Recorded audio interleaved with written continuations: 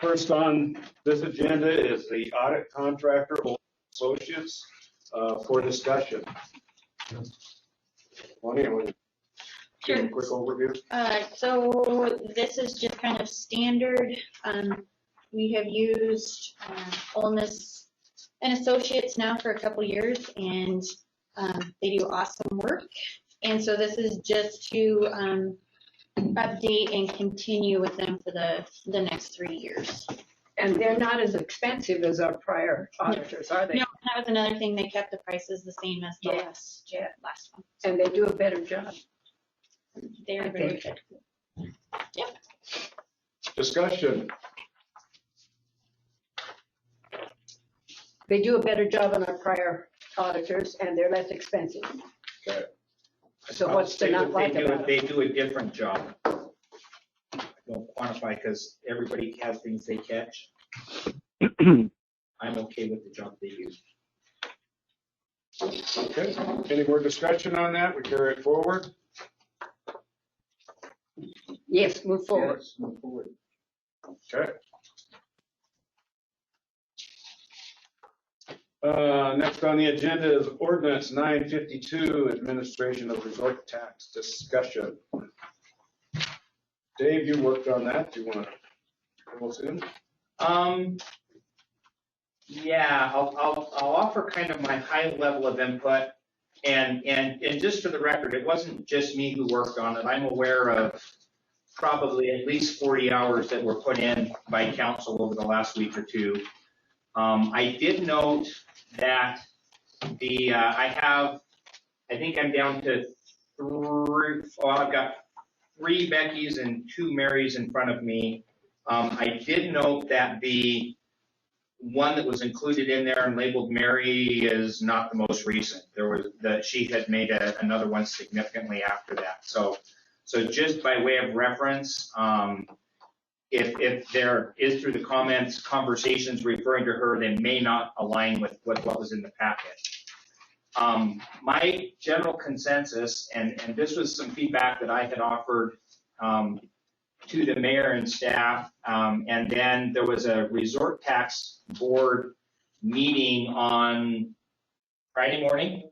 It was Friday morning before packets were run out, and I had kind of made my recommendation, which was a philosophy, not an individual things, and that is that what we should be doing is sticking to making there was kind of the must-haves, the nice-to-haves, and some things that were discussions, and that we ought to limit ourselves as closely as possible to the existing 901A, making those changes that we need to, and then we can come back and revisit it multiple times. So as we go through this conversation tonight, and I didn't get to really make my suggestions in that meeting. It took a different direction, and so I was a participant listen. I do know there was some suggestions made by the resort tax committee regarding fees and penalties and clearing some things up. But as we have our discussion tonight, I'd probably recommend that as we look at things, let's look at the things that really, really matter. And focus on that. And if there's things that were discussions, and I'll give an example. I had talked about and brought up at one point in time, well, I brought it up, but several of us had chatted about it. The idea that there was a maximum debt service load. That's one of those things that, for the sake of this conversation, I recommend we table, because I don't think that's a mandatory thing, and it's something we can revisit in the future if there's a desire. So we go through this. That's just my 2 cents. Look at it and say, is this really important for tonight, for the next reading? Remember, we do have an ordinance that is in place, that will be in place until it is superseded. And if it's not, then maybe let's mark that for a future conversation. And I don't know if it'll end up being a rip and replace, or if we'll end up updating just a couple of different sections. But that was kind of the summary of what I brought to the meeting on Friday. Resort tax committee. Well, I should quantify. It wasn't the resort tax committee. It was 2 members of the resort tax that were there to offer input, and they said yes. Let's take that approach. So Thank you, Mayor. James, do you have anything to add? Well, I'll just maybe kind of give a little rundown on what that meeting consisted of. And I think what Dave's referring to mainly about changes beyond what is already in the current ordinance had to do with late fees. The goal was to try and reduce the number of perpetual businesses who are late on resort tax, which eats a lot of staff time. And so with input from with members, business community members, more or less of the resort tax renewal committee, the thought was that there should be an 18% annum late fee, and then there should also be a penalty of $50. $250 if the resort tax is not paid within 30 days of the grace period. So those were the main changes proposed by the board. Is that the only ones you noted? Because there were. Well, There's a there was couple. other things. But those were, I think, the two big things. Micah, did you say something before I get? You were No, moving. I interrupted you. No, you go ahead. Where did those numbers come from? You look at other municipalities. No, there isn't really a universal punishment that different towns use that we found. Those were just discussions that we had, and that was kind of the numbers that actually Tom Coons posed those numbers, and everybody was comfortable with those numbers. Initial thought was that pretty harsh, but at the same time, maybe that ends the problem. So. Exactly. And part of what we were trying to get away from, if I may, Mayor, was that nobody was comfortable with the idea of telling them how to run their business, AKA you had to set it up and put it. They were comfortable with saying if they were repeat offenders, which in the meeting was defined as twice within the past year, and in the document I saw just once within the past year. But if it was twice within the past year, then that they would need to submit those payments monthly as opposed to quarterly. And that's probably something we should discuss amongst this board to see if they were okay. But that was the combination is that there was a fee for failure to file, and that there was a separate fee for failure to comply. There was already a built-in 30-day grace period, but if somebody missed that 30 grace period, you're responsible for interest from the day it's due. But you had a 30-day grace period before you received a failure to pay penalty. James, did I? Yeah, one thing I'll add to that, one other part of the, basically was that if a business does violate the ordinance, they would pay a $500 cash bond or the equivalent of 1 year's resort taxes that would be held for 5 years. And then that would be returned if they're on time with all of the payments that have been. I know we looked at this in the work session, so the cleaned up copy is a lot thinner than, because I took out a lot of the stuff that ideas that staff had said. And for clarification, so nobody has to wonder what this is.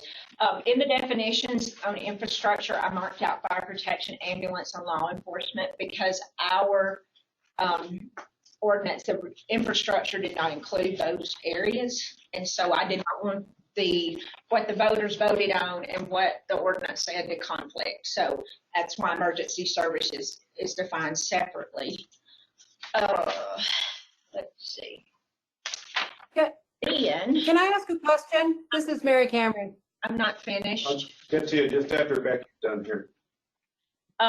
The under 2-4-5, which we ended up saying this was a discussion among the resort tax members that were here Friday, and Dave and me and James, that it might be easier for some businesses to pay it monthly. And so I added a sentence of paragraph number 4 that a business may choose to pay it monthly.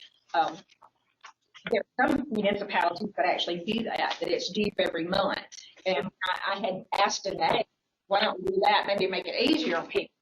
And this was set up with the tax times that federal taxes are due. So I just threw that in there to give businesses that choice. And it might help the situation.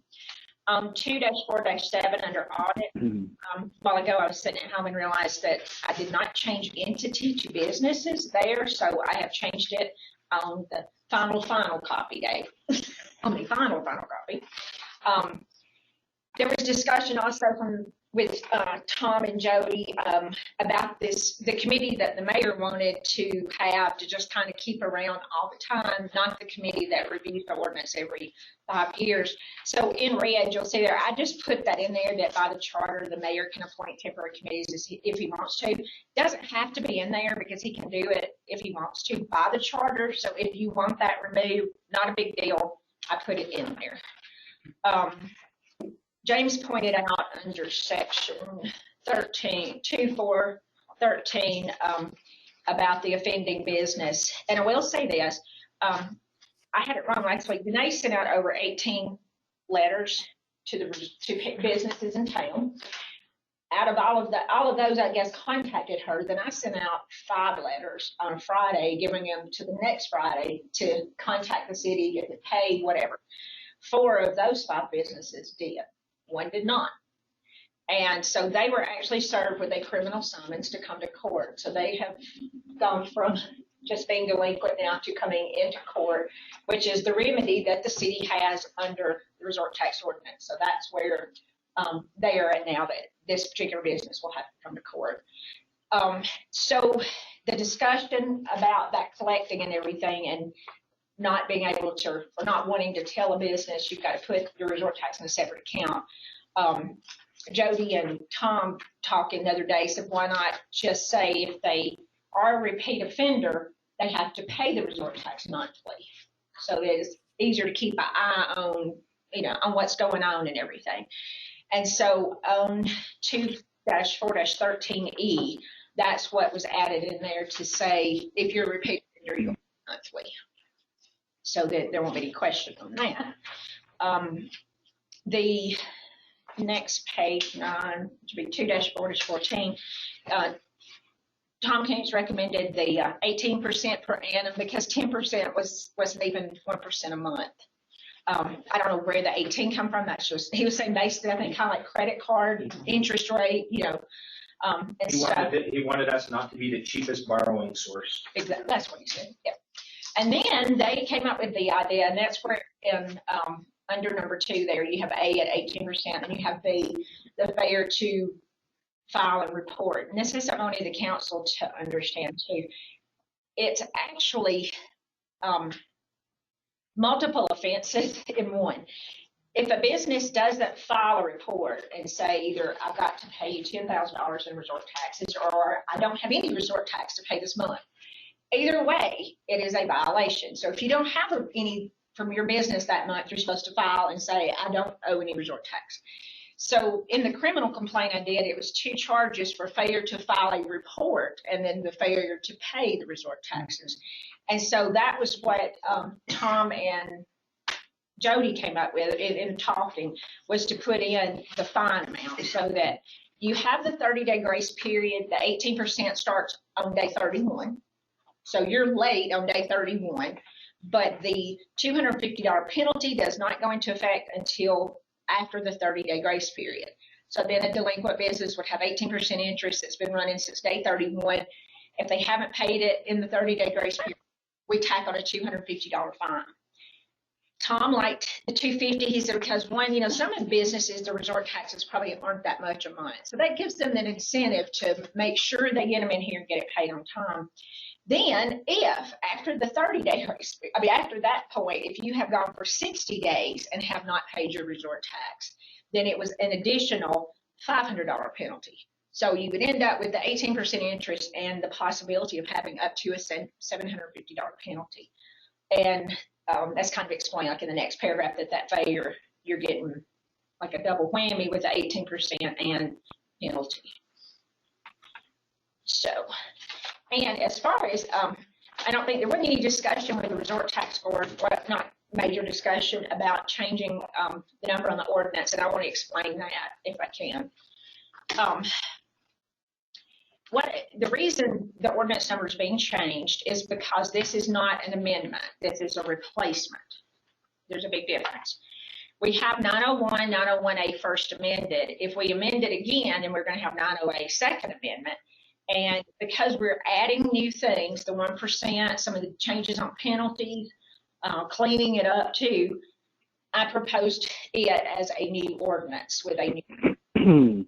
By doing so, the ordinance that I prepared for you that says resort tax and cities version is not an amendment. If you have an amendment ordinance, it doesn't look anything like this. It's totally different, and this is not an amendment ordinance. So it is a replacement. And as Dave said, we can go back in later if there's something that doesn't work, we don't like it, or it's not the way the council wants it, it can be changed later on. But this was one for the sake of clarity, instead of having 901, 901 first amended, 901 second amended, because people keep calling them 901A and they're not A's, they're first amendment, second amendments is how the city labels those. So to keep from having this long drawn out title, and due to the fact we're not amending but replacing, that is why it has a new ordinance number. If anybody wonders. If you don't, there's your, that explains it. So it just makes, it's not a big deal. But if you looked at me and said, we want to keep it as a 901 second amendment, then we're not going to meet our 30-day deadline, because this is not an amending ordinance. This is a replacing ordinance. Mary?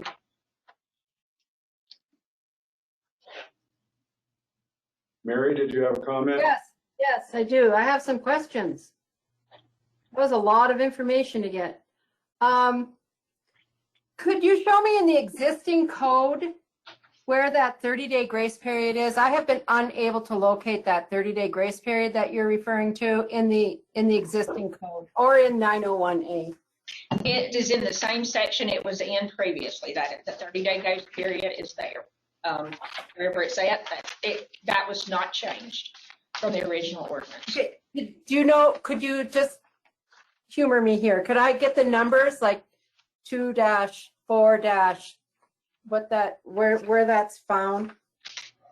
If you read there, I don't know off the top of my head because I don't have every section memorized. It is in here. That was not anything that was changed because that was in the previous ordinance. And so I think it's under 2-4-13, at least where it's referenced now. Maybe I'm wrong. it's in there. It's 2-4-14 is where it's currently referenced. Yes, no purple? 30-day grace period is currently 2-4-14 2B. 2-4-14 Now that's what 2B. Dave. Okay, She's but asking what. that's the 30-day. Where else is the? I can't find it in the one that's in the municipal code. That's what I'm looking at here, because that's what we're On page 8. changing. That's what That paragraph. we're ordinance replacing chapter 2 of title 2 of the Red Lodge Municipal Code. I can't find that in here, your reference. Well, if it's not, then that's another addition that we've made to it. So I know it's in here. I know Danae and we've talked about it before. You know, Mary should be able to find it. I think you've read it enough, Mary. You ought to be able to find it. Oh, I did find it. It's A 2-4-14 A4 in the code. All right. Can we change those And so this is letters and numbers so that they match up throughout the ordinance and they match up with the code? I just found it where on she's the last page. She wanted to know if you change the number to match the code. She said it was 2-4-14-4, number to match our code. which It's not doesn't codified exist yet. anymore. Municipal code. 2-4-14 A4. Oh, let me look in that. A4. This is the numbers now that we put on it. So what's in the current code will be changed by Q code when and if this is passed. So they do look for boo-boos and clear up things that are, if they find an error we have all overlooked, then it gets taken care of.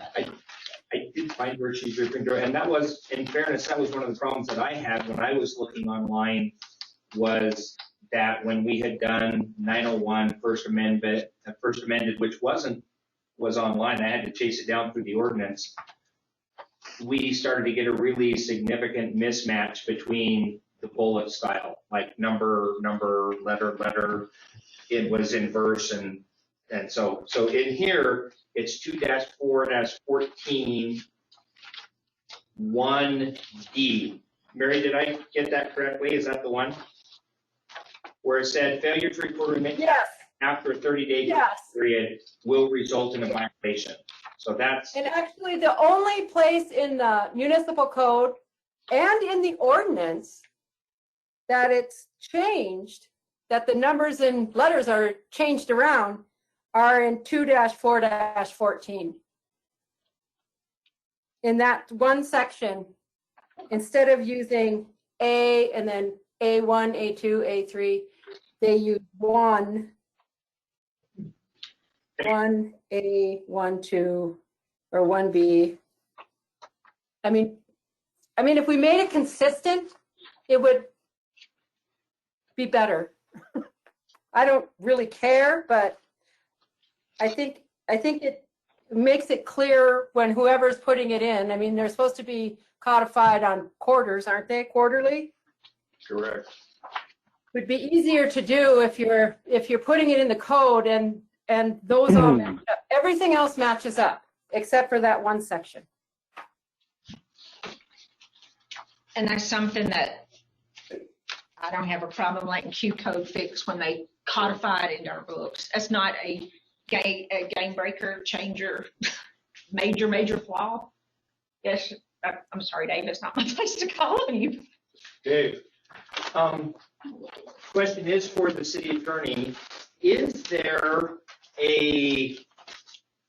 and again, to me, this is let's not spend more than 15 seconds on it, but is there a designated format that's appropriate? Because one example is under the luxury tax, those all used to be numbered and everything as well, and now they're just bullets. And it does make it very difficult to have these conversations when when you say the middle-ish of page 4, is there a standard?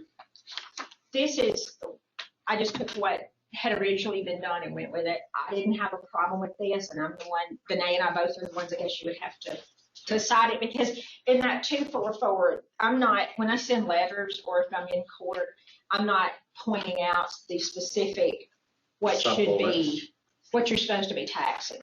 So it's not like the penalties and things like that where you have to cite the actual section to say. I did notice that had changed over the years. I think it was in the last version that we put up, but it was a couple. So okay, thank you. I remember what I did then too. On Mary's question, the 30-day grace period was only mentioned in 2-4-14, and so I actually added it into 2-4-5 so people would know before they got to the penalty section that there was the 30-day grace period. So you should have the number 4 that's in red. Even the business may choose to pay monthly. Yeah. That was added because it was only in section 14. So that's why it's there, and that's why it says that pursuant to that section, there's the 30-day grace period. Following the days, payment arrangements be made, and I don't want to preempt Mary. I don't want to cut off. I know she's got additional questions, or I assume she's got additional questions, but I would like to maybe ask that when we get done with that what we do, rather than everybody speak their piece from top to bottom, is let's look at specific sections and say, is this section good, or do we need to change it? Just so that we can say, yep, this is good, or folks, because I just want to feel that we're wrapping things up. And it came to mind because that specific new paragraph that you have, I have concerns with that I think we can resolve, but we have to have a discussion to do it. What's the concern? I don't want to cut off Mary. Mary was going through her list. I want to get done. It would be much clearer if we could just go through each section instead of everybody's questions about the whole thing. I think it would go faster too. Could we do that? Start at the top? Everybody's had this. I mean, we're not gonna get through this whole thing in 30 minutes. Everybody's had an opportunity to look over it. So going through each individual section is really a waste of time, because everything that's been changed is marked in red and yellow. The only thing, like I said, is one paragraph where it still said entity, so I don't see the need to go through the entire thing. You know, we have more than 30 minutes here, so let's just go. Is everybody okay with page 1? Well, can we? Well- I think to Becky's point, page 1 is probably some of the less important stuff. So maybe if we jump to a specific section and go there that people have concerns with, is proposing that. They have concerns with where? Any of the, What was that?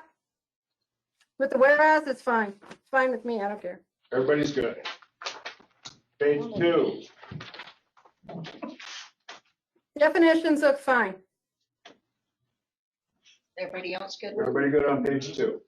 Hold on, let me look. 2-4-3, resort tax imposed. There is a section C in the code and in 901A and in 901 that reads, section C, duty of collection. It is the duty of each operator of any of the establishments mentioned in this chapter to collect upon sale the tax herein imposed. And I don't think that should be taken out. That was both in 901 and in 901A, and it is in the code. And I had that marked as well. So It may be in here somewhere else. in one of the Maybe not. other versions, you had referenced it someplace else, but I think it's appropriate in this section. And so I would propose that we bring it back, and then if we revisit and determine later that it needs to be gone. But that's something that's been here historically, and I didn't understand the reason it was gone.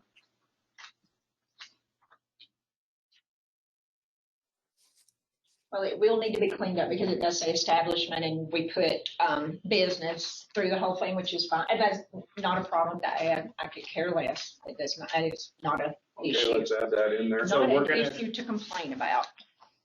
So Becky, Let me do that real. that's That's going to be point of order. for 2.3. Okay, get up here and add C back in. I'm not going to put it in red since everybody's in agreement. It may be in here somewhere else. I will go ahead and put it back. Is everybody in agreement on that? Yes. I was unable to find it in the latest copy that came out of City Hall titled Cities and Resort Tax Board version. So what we And I'd did, like to make sure that it gets back in there. yeah, we're putting it back in where it formerly resided under 2-4-3 as C, and we're just checking to make sure that's in line with everybody was expressing.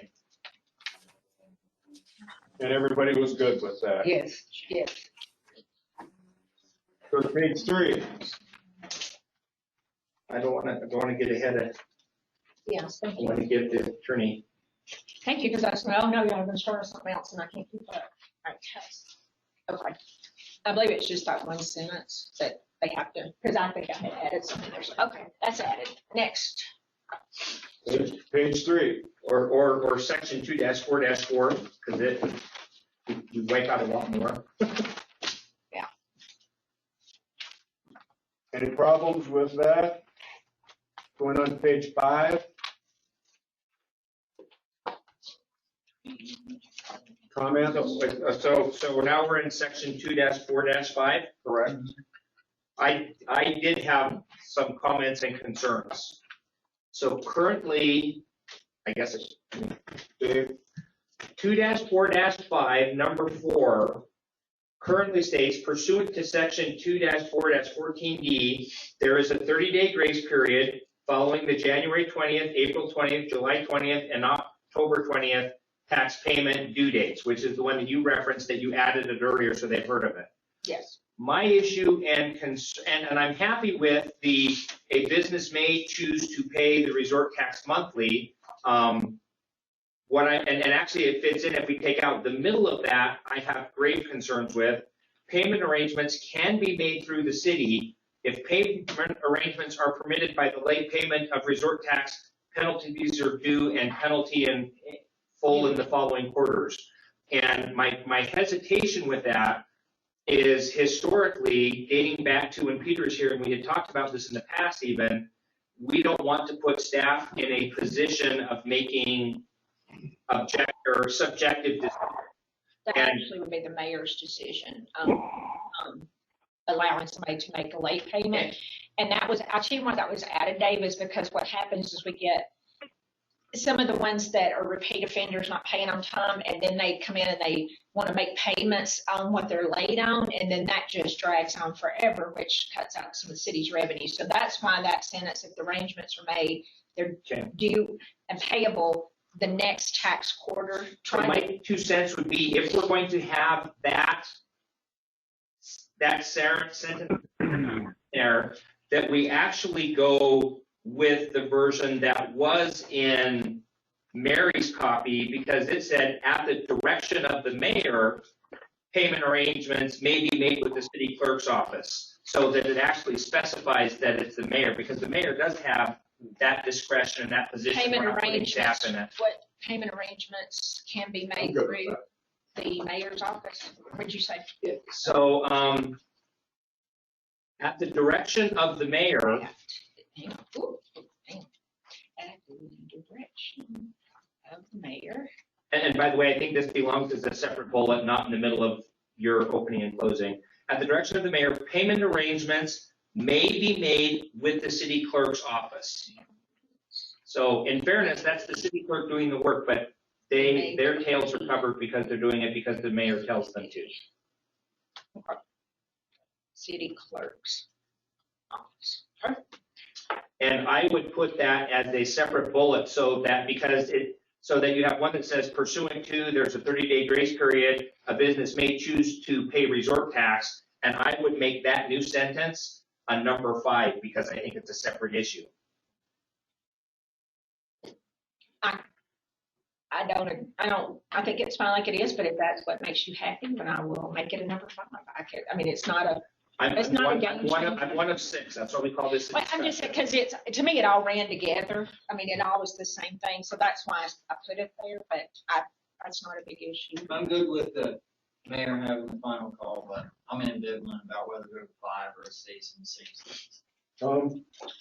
I think that it's important that you have the call, if you have to, because we cannot anticipate all of the things that could happen. And we're not here to punish businesses if something happens. We've got to have some leeway somewhere. Do you want that to be a number 5, or is it good in the same sentence? I'd say the same thing.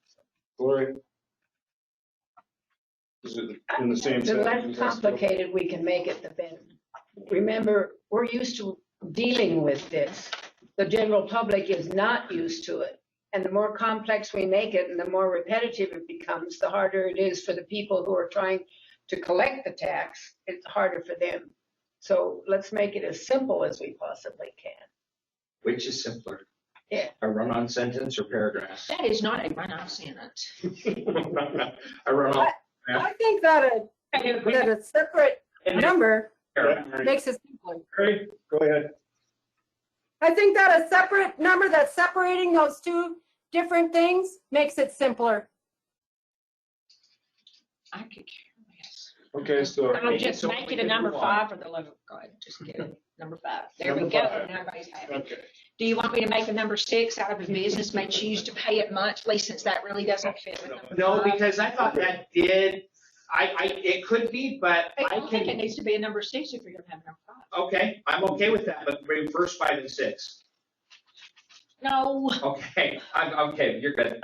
I'm good with making them separate. I think I that is hate simpler. words, so let me just not mess it up right now. I don't want to mess up. Okay. That was all I have on 2-4-5, Do we have that? Mayor. Do we have that changed? I'm sorry, what? You have that changed? Yes, sir. Okay. Any other comments on page 5? I'm just testing to see if you guys can hear me. Oh, okay, Larry, welcome. Okay, we'll get you in a conversation now. I'm over in the closet. What's that? I'm over hiding in the closet. Oh, okay, all right. Let's go to page 6. Now, that is the page where I changed under 2-4-7 entities to say businesses. Okay. So that is, when I print this out later, you'll have, that part was changed. I have no comments on 2-4-6, which is records and tax forms. And probably when I print it, redo it, it'll move it down, so the heading's not on one page. Any comments on page 6? Yeah, I'm not done yet. And actually significant comments on page 6, but 2-4-7, I'm okay. So 2-4-8, in A, it says property tax reduction for taxpayers of the city in an amount equal to 5% of the resort tax revenues derived during the preceding fiscal year. In earlier versions, we had conversed and clarified that that needs to be specific, that that only pertains to the percentage from the 3% resort tax. Yeah, And that's in Mary's, but it's Yeah, not in Mary- yours.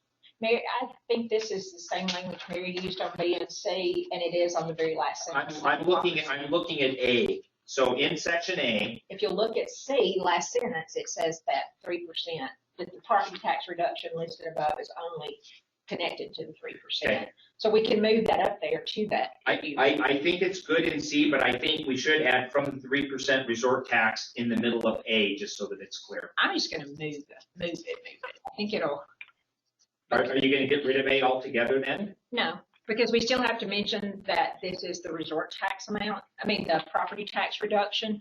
But the property tax is 5% of the 3%, and it doesn't say that. It in essence says 5% of the 4% is what it currently says. Ah, I don't know what it's. you're right.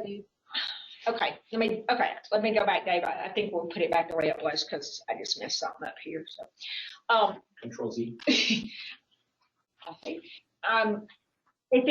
maybe it needs to be a D to make it clear. It's not that it's separate, that it currently says 5% of the 4%. It doesn't say 4%, but it says 5% of the resort tax revenues, which includes. Let's just say 5% of the 3%. That's exactly what I was proposing. Right, 3%. Sometimes you just have to run an idea past somebody a few times before they think of it. Okay. Well, no, I didn't understand what you were actually saying. Yeah, so 5% of the 3% resort tax is all I was saying. Property tax reduction for taxpayers in the city in amount equal to 5% of the 3% resort tax revenues derived during the preceding fiscal year. Same, What yep, that zero. says, right? All right. And it's gone off of C, that part. Now, again, I'm only one of 6. Everybody else, please jump in and say yay or nay, or if Dave, you're smoking the No, mic. that makes a little, that makes sense. It does make sense. Anybody have? Thanks, Dave. Yeah, that does make it more clear. Yeah. Okay, we're still on page 6. I had no questions or issues with 2-4-9. Okay. Page 7.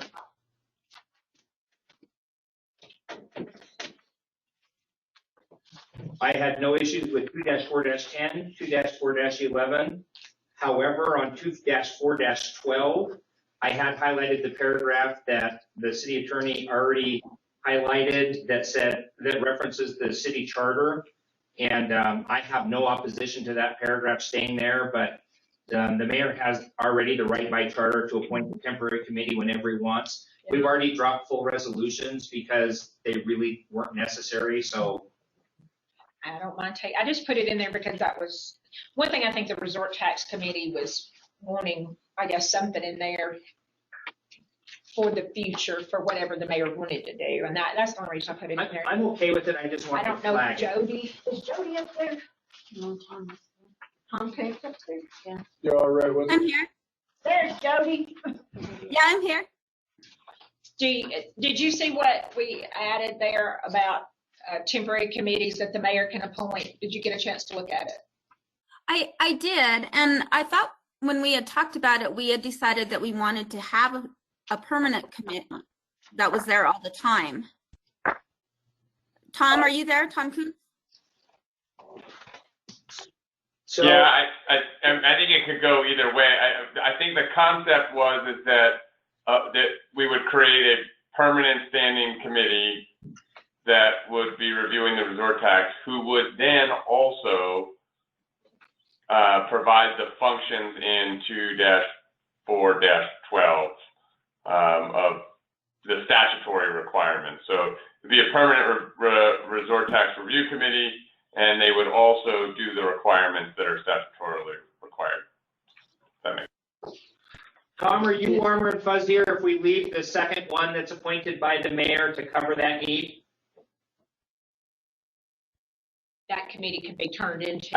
I think you know I'm fine with it, honestly. You know, it's just whether you want it codified that there'll be a permanent standing committee, which is what, you know, we kind of talked about in the resort tax review in our meetings. You know, it seemed like that the community would like to see a permanent committee to help review the resort tax, the budget, the expenditure, and to help explain to the public, you know, where the money is going and how it's being spent. So yeah, I think they both accomplish the same thing. It's just whether you want it codified that exists or not.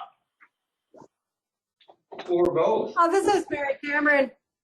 The city charter gives the mayor the authority to appoint, without consent of the council, temporary committees established by the mayor, also to appoint one or more administrative assistants to assist him in the supervision and operation of local government, and such administrative assistants shall be answerable solely to the mayor.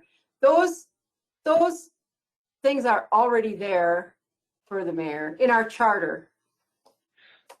And then the committee at the resort tax is appointed by the council, but I don't care if it's there or not. I don't care, but it's already there in the charter. If you want to codify it and put it in an ordinance, so then the next mayor in 10 years has to appoint one, that's fine.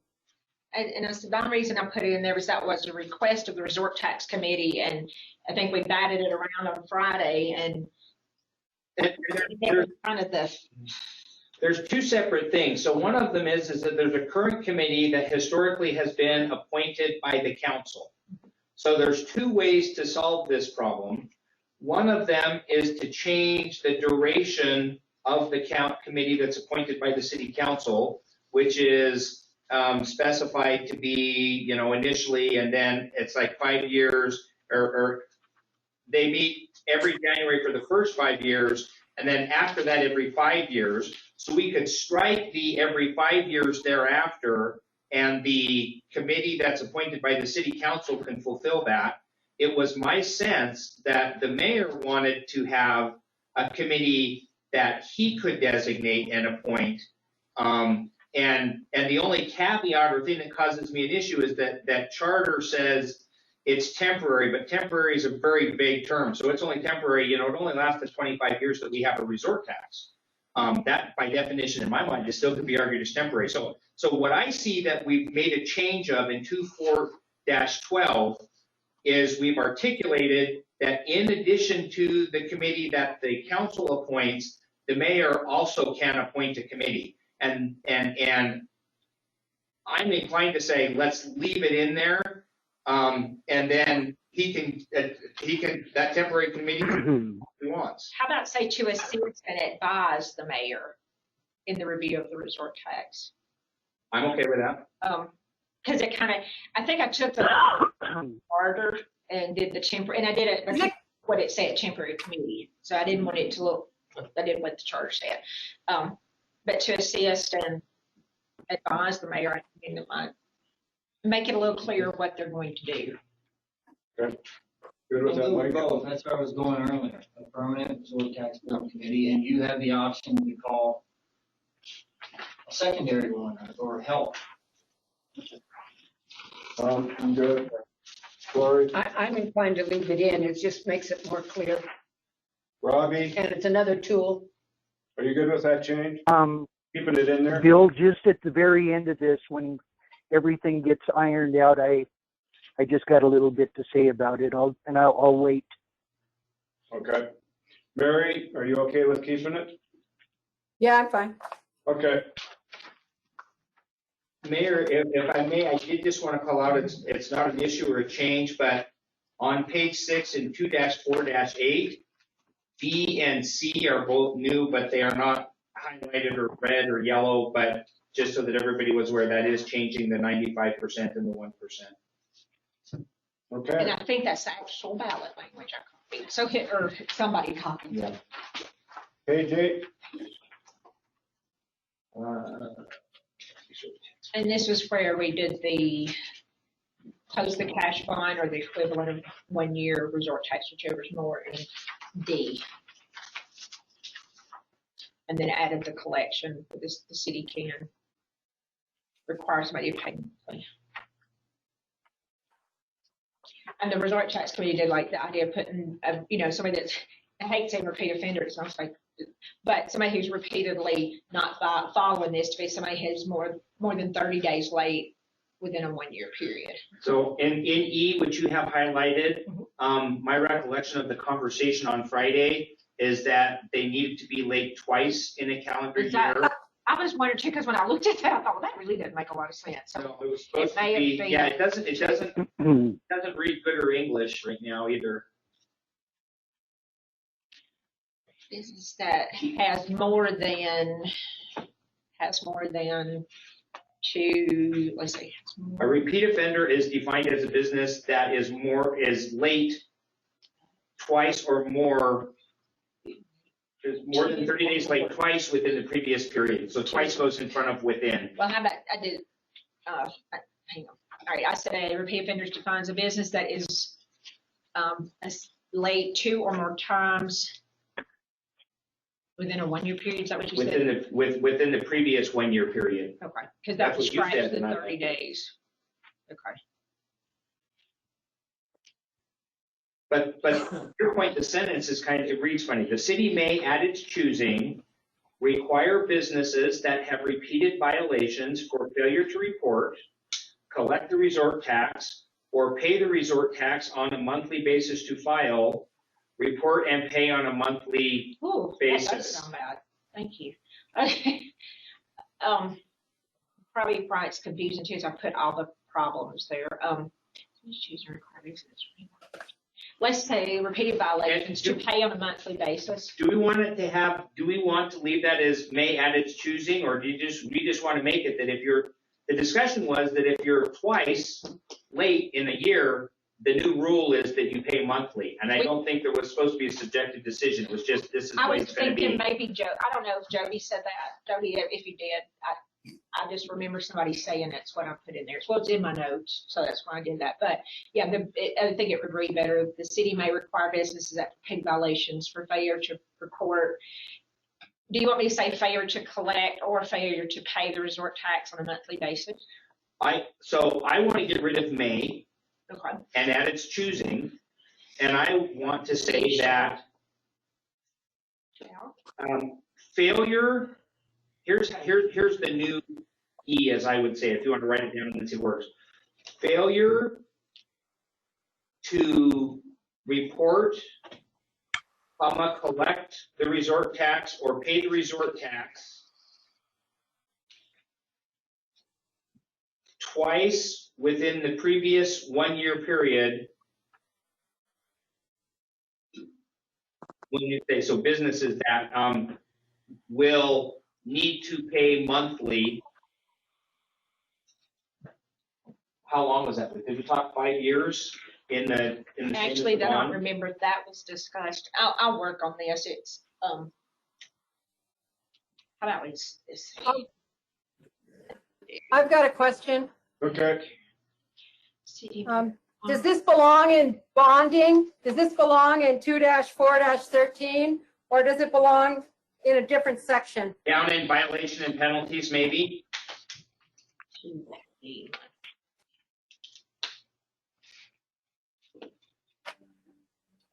Yeah, I don't think it has anything to do with bonding. We haven't even mentioned it.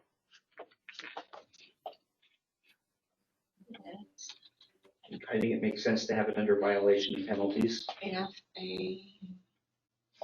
A new E. Business has to work late payments within the previous. Do we go by physical year? So should I say in the previous physical year? Or? We talked about this being a rolling 1 year period, so it wasn't reset every calendar year. Right, but I was just saying, did we talk calendar year or physical year? Let's do. Well, I don't. Instead of saying. If it's a rolling year, then it's 1 year period. I just say 1 year period. That way it can be whatever. And did you register the comments that probably makes more sense down under violation and penalty? No, because I'm tired. No. Standing by.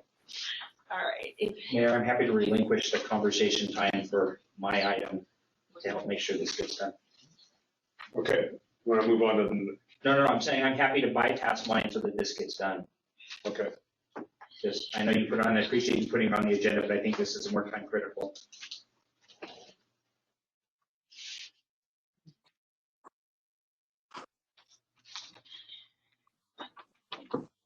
Let me report correct. I'm trying to clean it up because I don't like that long sentence that you pointed out, Dave. So to say the city may require businesses that have repeated violations of violations for failure to report, collect, and or pay resort taxes. No, never mind. Why couldn't you comment? I had written back those reconciling. You were supposed to look at the final draft clean copy. That was the only one that mattered. You never went on by it. Let me just work on that one and try to clean it up because it's not. So see what I can do. Grant that they wanted that for violation. No, that was a great question. Well, Does it bonding or does it go under violations? because it wasn't really, it could be under both, really, because this was just talking about the collection, and if you don't do what you're supposed to do, we're going to make you do this. So it was kind of more in the bond. That's why I guess it could go. It's not a violation of under, but it could be there. It's what happens if you do. And then you, just now in what you read, you still said the city may, and you have that same thing in C. And I had a preference to eliminating the mays and the maybe. And if they did need to be there, then we needed to specify that. What do you want me to say? Shall? I think shall in any of these things. All right. I take, because that will say a business. Lori? I take out the word collection.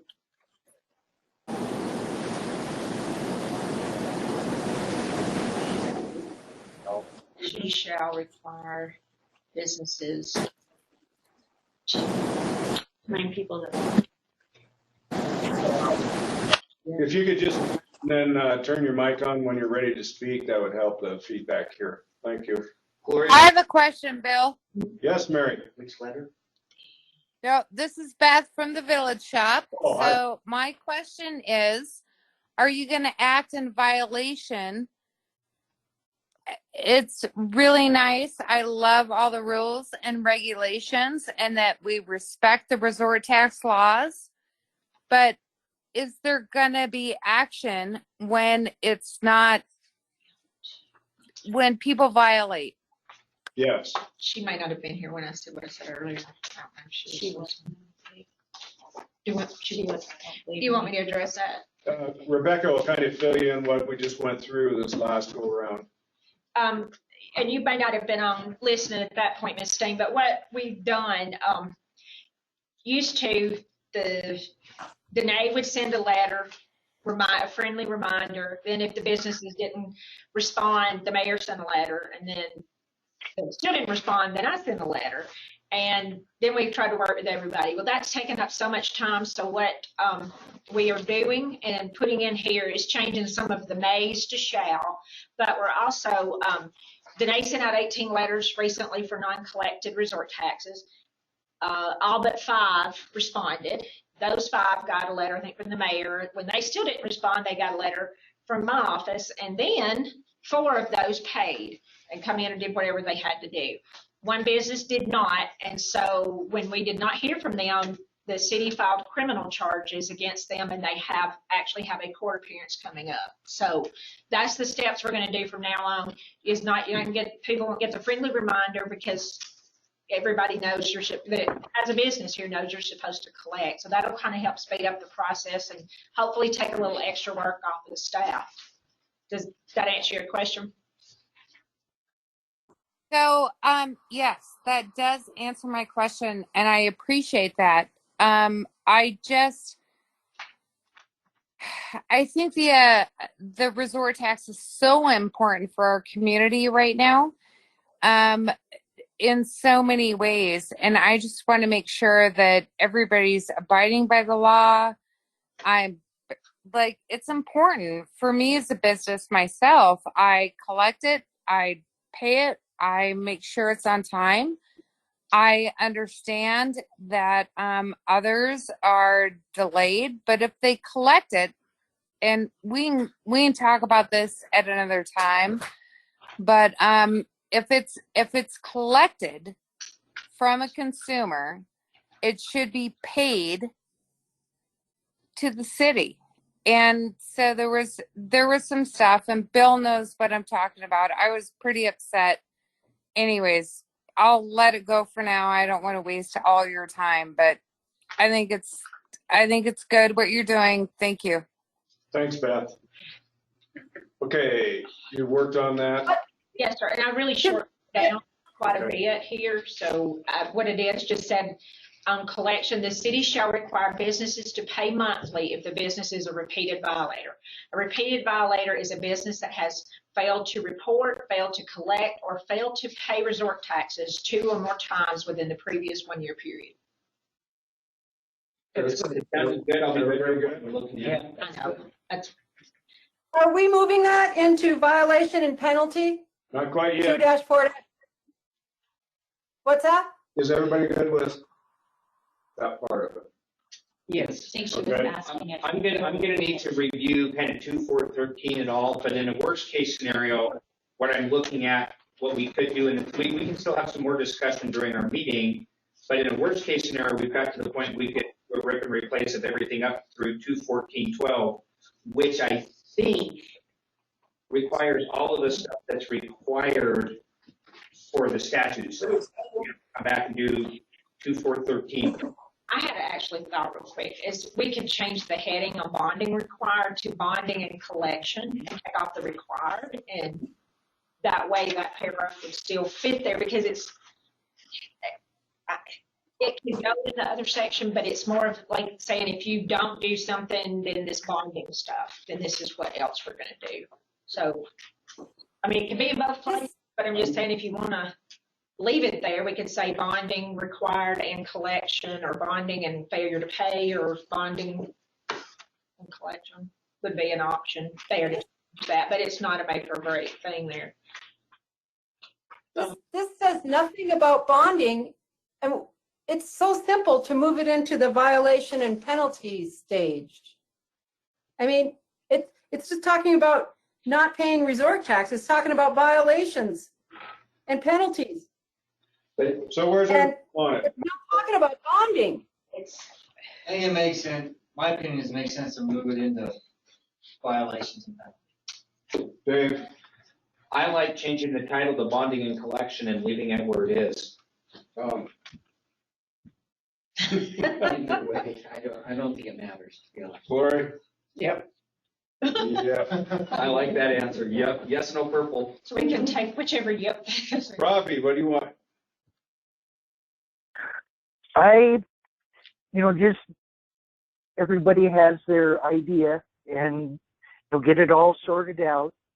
My big concern is right now, a bunch of the businesses, everybody was closed for a stretch of time.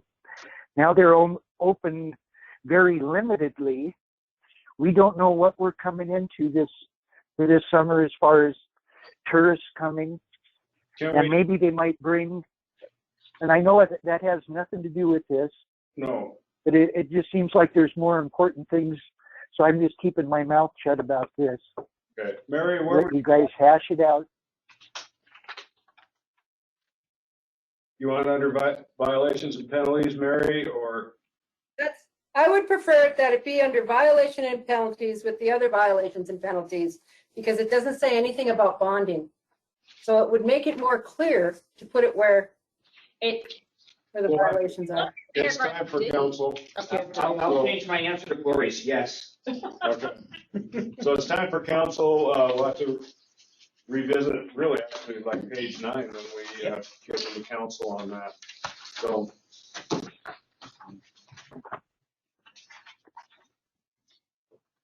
We'll go ahead and start the council meeting for June 9th, 2020. Pledge of allegiance. Dave, will you lead us? Thank you, Mayor. I pledge allegiance to the flag of the United States of America and to the republic for which it stands, one nation under God, indivisible, with liberty and justice for all.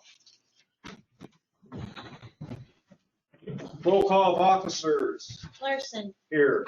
Cameron, Here. Hoffman, Here. Lyman, Here. Mahan, Here. Weimer, Here, Westwood. Here. Minutes of May 12th. Move to approve the minutes of May 12th for the regular session as presented. Second. Comments? Roll call. Cameron, Yes. Hoffman, Yes. Lyman, Yes. Mahan, Yes. Weimer, yes. Westwood. Yes. Move to approve the working session minutes for May 26th as presented. Second. Comments? Roll call. Cameron, Yes. Hoffman, Yes. Lyman, Yes. Mahan, Yes. Weimer, Yes. Westwood. Yes.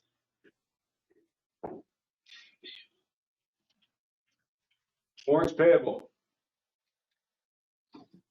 This month, we have warrants payable in the total amount of $236,739.51.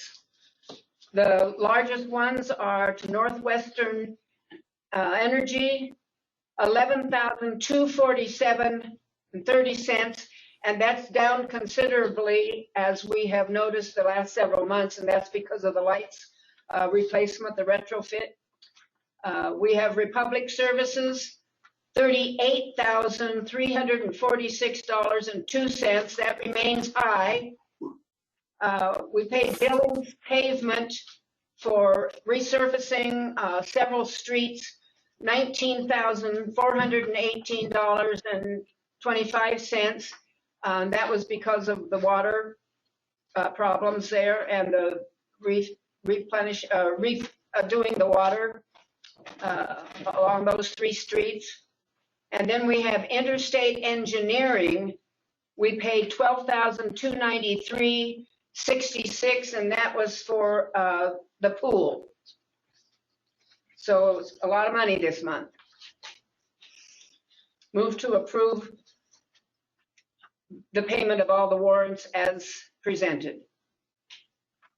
Second. Comments? Roll call. Cameron, Yes. Hoffman, Yes. Lyman, Yes. Mahan, Yes. Weimer, Yes. Westwood. Yes. Thank you. You all received the officers' reports on the activities. Very good. Any questions for the chief?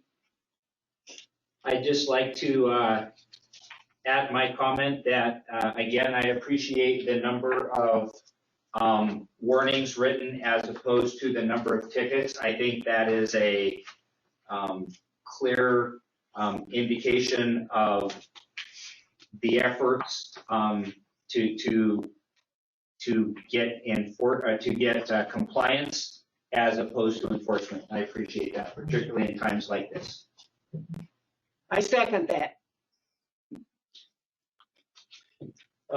Mayor comments, there is no mayor comments tonight. We'll move on to public comments.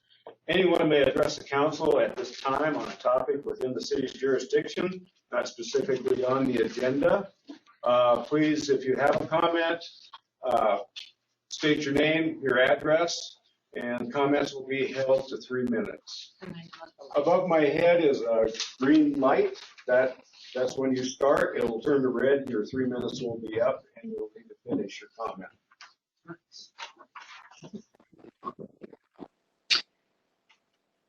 Hi, Mayor and City Council. This is Jen Battles. Can you hear me? Yes. Yes. Great, thank you.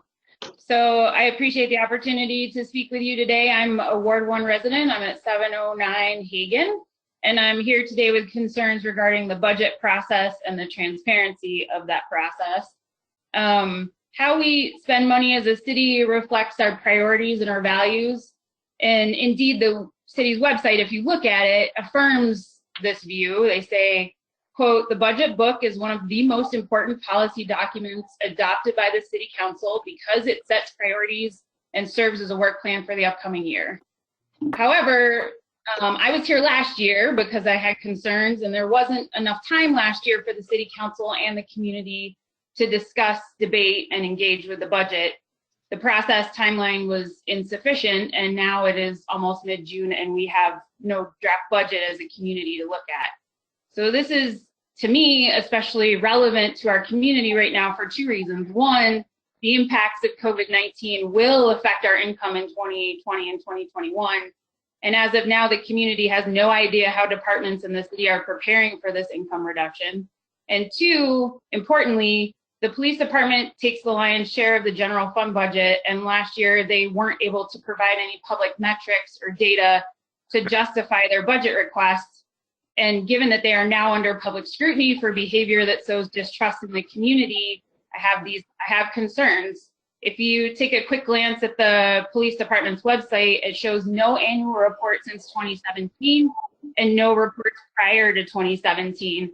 So these are my questions. I have 3. 1, how will the council and the public engage with the 2020-2021 budget, particularly the largest portion, the police budget, without metrics and data since 2017? 2, why was the resolution to ensure public visibility into the budget development process only put on the agenda for today, and it has been summarily skipped, knowing that the resolution has been ready for months and was submitted to be added to the agenda months ago? And 3, what will the council do to address this issue during this budget year? Okay, as I announced at our work session meeting that we're planning on having our first budget meeting in the middle of July. The main thing is to get the adoption of the ordinance for the resort tax. That gives us a pretty good idea of what we can do with our funds, and that's what we're planning on doing. So we'll have better numbers at that time also. The rest had to do with the police department budget, and that will be brought up during those budget meetings. We plan on having more than just one budget meeting this year. For the reasons that you stated, we don't know what this COVID-19 has done to everything, mainly affecting the resort tax, and we'll move forward from there.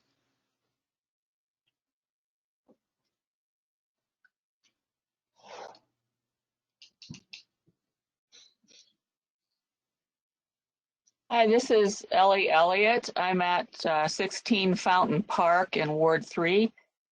I wanted to make sure that the public trust of the police department concerns are raised, and I will paste in an open letter that was already sent and you all have received.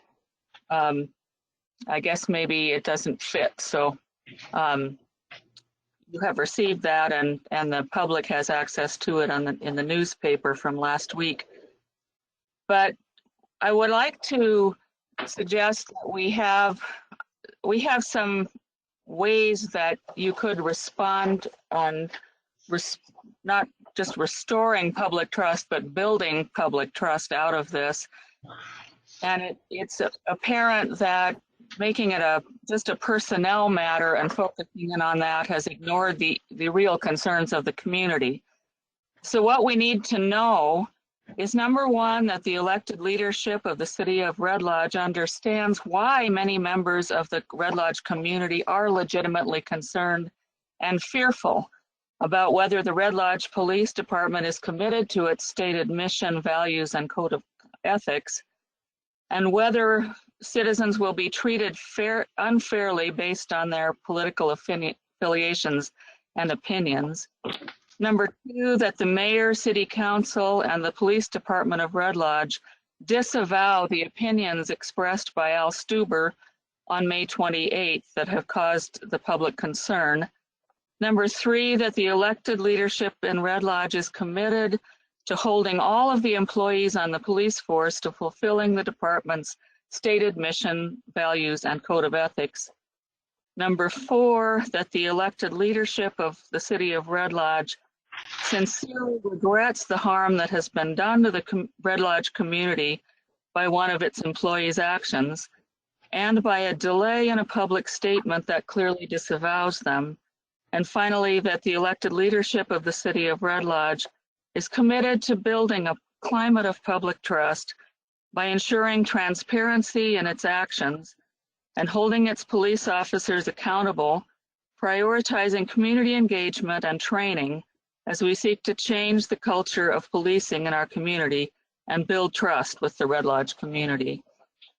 So you have a copy of that, or the city clerk has a copy of it, and I think we'll distribute it to it, and I will paste it section by section so that everyone can see it. And I thank you for your service to Red Lodge, and I hope we can move forward with some public trust. Thank you. And yes, we did get your letter, and that has been distributed to council. And we'll look for a response, of course. Thank you.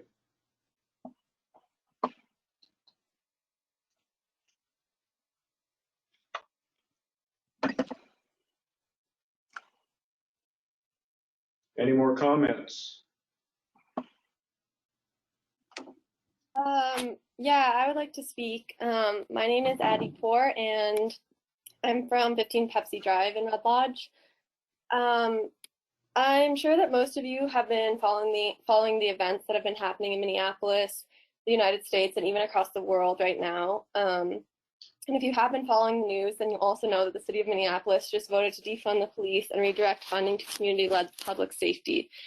Though this was in response to the murder of George Floyd, it is more broadly in response to the militarization of police that has led to ongoing violence against the BIPOC community.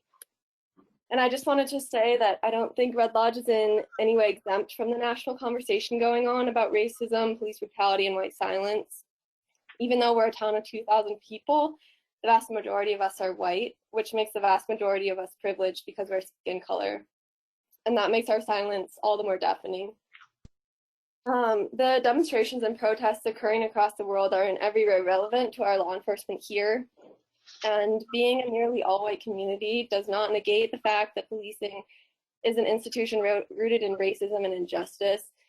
In fact, it makes taking action even more important. And I think that the events that have transpired over the last week with law enforcement here have made that abundantly clear. As a white community, I think that we need to be allies and not only standing in solidarity, but actually taking real and tangible action. I think that our law enforcement needs reform, we need accountability, we need transparency, and we need to redirect funds to community-based groups. I don't think that we can rely on a system rooted in militarization and violence to best serve the needs of this community. So I think if Red Lodge wants to work towards inclusion and equity, we must work on reimagining our law enforcement to make sure that those enforcing laws have in mind all community members. I don't think that we can be inactive and silent any longer, and I think we need another vision for Red Lodge, and that vision is possible. But to get there, we need bipartisan support, and we need to listen deeply to those that have been affected the most. So this is not a time to sit idly by or to be divisive. If we hope to tackle this issue, I think that we need to do so head on and together. Thank you. Thank you, Addie.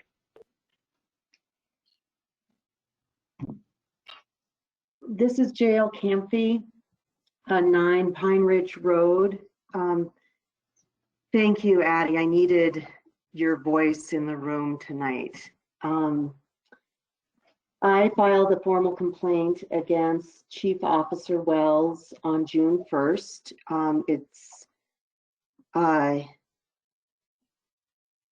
Chief Wells called me after I had left a message with the mayor. I had not requested a return call from the chief of police. When he called me, he used classic gender intimidation tactics. He spoke over me. He interrupted. He tried to control the conversation. I hadn't called him. I hadn't asked for his opinion, nor had I asked to have a conversation to debate what was happening with Al Stuper and his post. And this isn't two neighbors having a disagreement and walking away with two different experiences. It really gets to the heart, which is an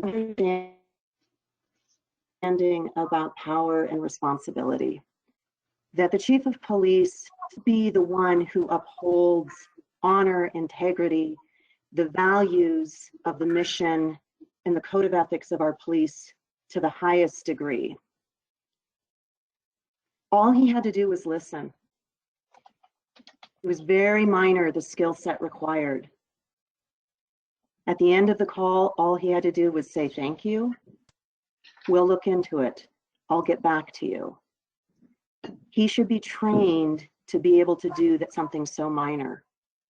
If he is going to treat a citizen disrespectfully, create an argument to the point where he hung up on me, said to me, if you are being unreasonable, if you want to have this conversation, you can come down and have it in person, which is a threat. Most of you in this room know me. You know that my family is 4th generation. I come from ranchers. I ran the Lazy EL for years. My grandfather was a public servant, was a Republican senator. My father, a defense criminal lawyer. I believe in public service. I believe in everyone who comes forward and serves our community. And when you put on that beautiful honor of a uniform, there's integrity that must come with it, and accountability, which gets to the city council. We need stronger policies for what happens after there's an investigation. We need transparency. We need to know it's impartial and that there will be checks and balances. And that's the role of city council, to be able to create those policies. You want to go ahead and wind it up, Gail? Thank you. Okay.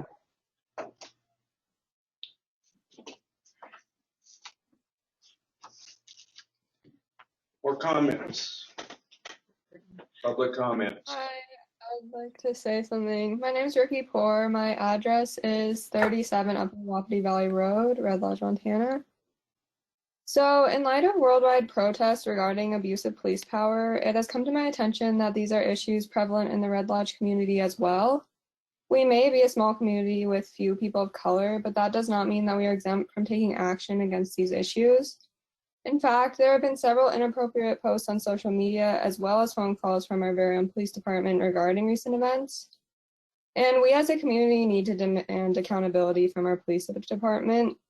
The department's mission statement is to safeguard life, protect property, and serve our citizens, to reduce crime and enhance public safety by working with our diverse communities to improve quality of life. Working with is a part of the statement that really stands out to me and that I believe is not being met. Red Lodge police officers need to be held to higher standards and serve all of the community and not just those that they agree with and coincide with their political beliefs. I think the first step in demanding accountability is to state our concerns. And with this being said, I'm concerned that our police department is not being actively anti-racist. Instead of engaging in the racial issues at hand, they are posting accusatory comments on social media and then defending each other's inappropriate actions. This was not okay when the comments were made, it's not okay today, and it won't be okay tomorrow. And that is why we need to stand together and demand change. Police everywhere, including small town Red Lodge, need to be actively anti-racist and strive for a system that treats every race, political stance, gender, and person equally. I believe that there should be budget cuts in the Red Lodge Police Department funding, and I think this money should go towards supporting Black, Indigenous, people of color groups in our community or other organizations who support positive change. I also think that our officers should be required to wear body cameras whenever they are on duty. And although these are just several small steps in the right direction, I think they are sure ways to demand accountability of our police officers. Thank you, and I appreciate your consideration of these requests. Thank you, and I do want to add to that all the officers have body cameras and all the police vehicles have cameras that with volume, with audio that are turned on every time the lights turn on. So we do the best we can with those. I just want to clarify that with you.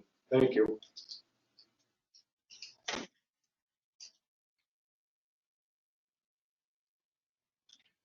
Any more public comment?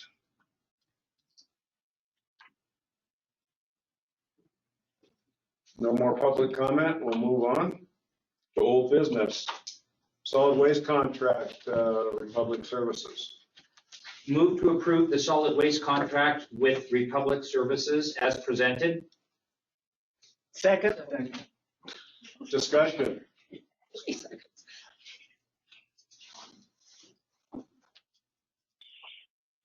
Mayor, Yes. I was just wanting to clarify.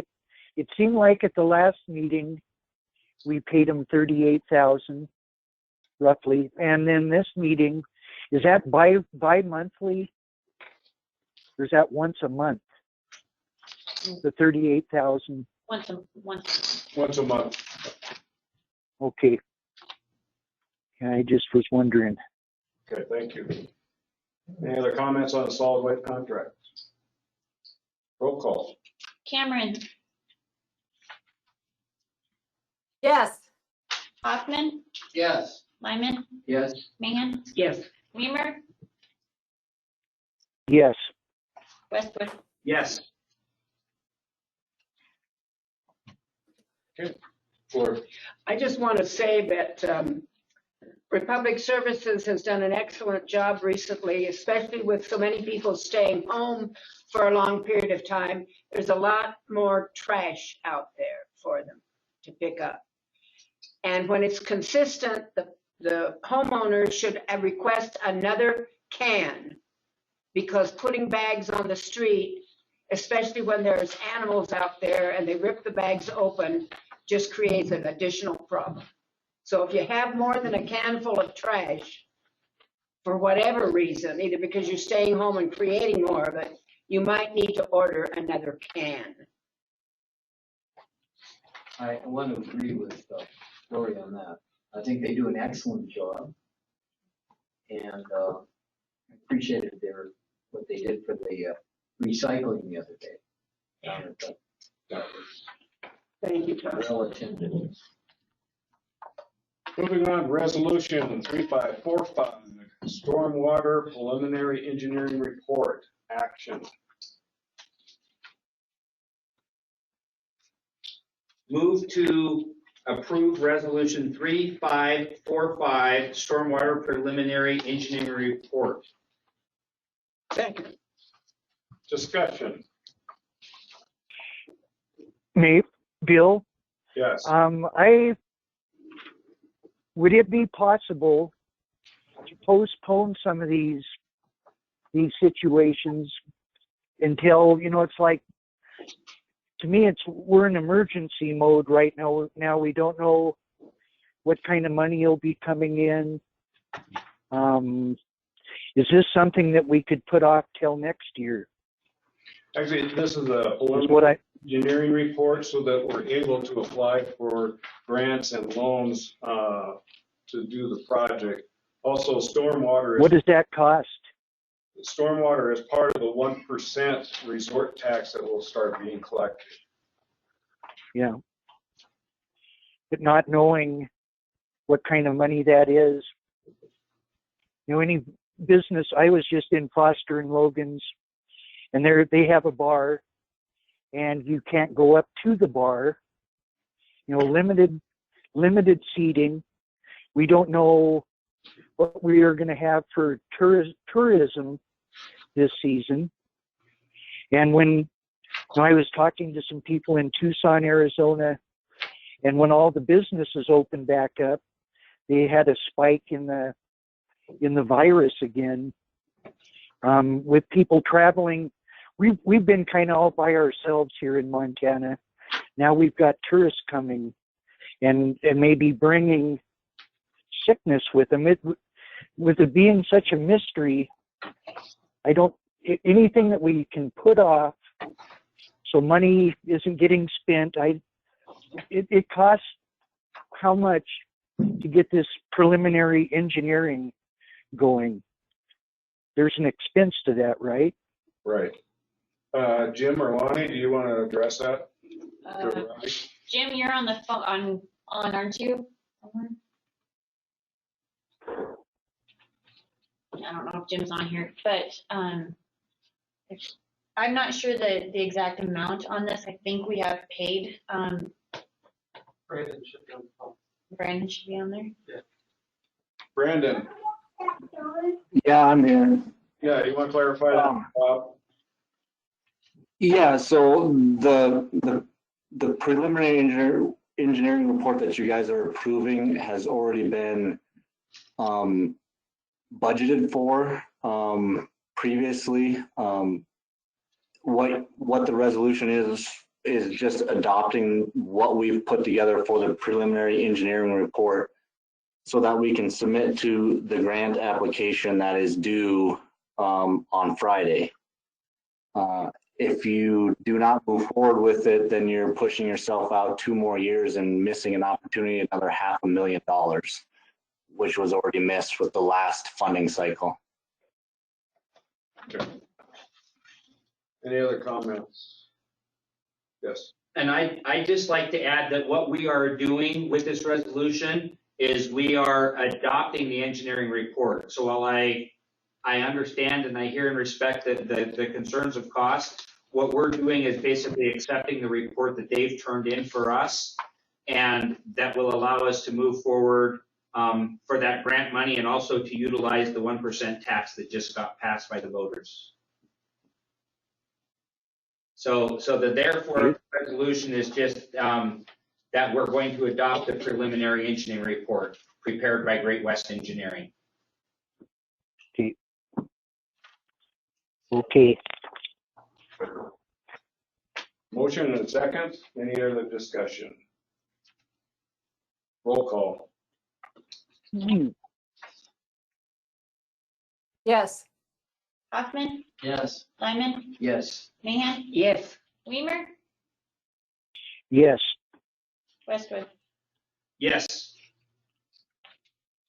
Resolution 3546, authorizing the mayor to submit a Treasury State Endowment Program funding. Move to approve resolution 3546, a resolution of the City Council of the City of Red Lodge to authorize Mayor William Larson to submit the city's application for Treasury State Endowment Program funding. Second. Discussion.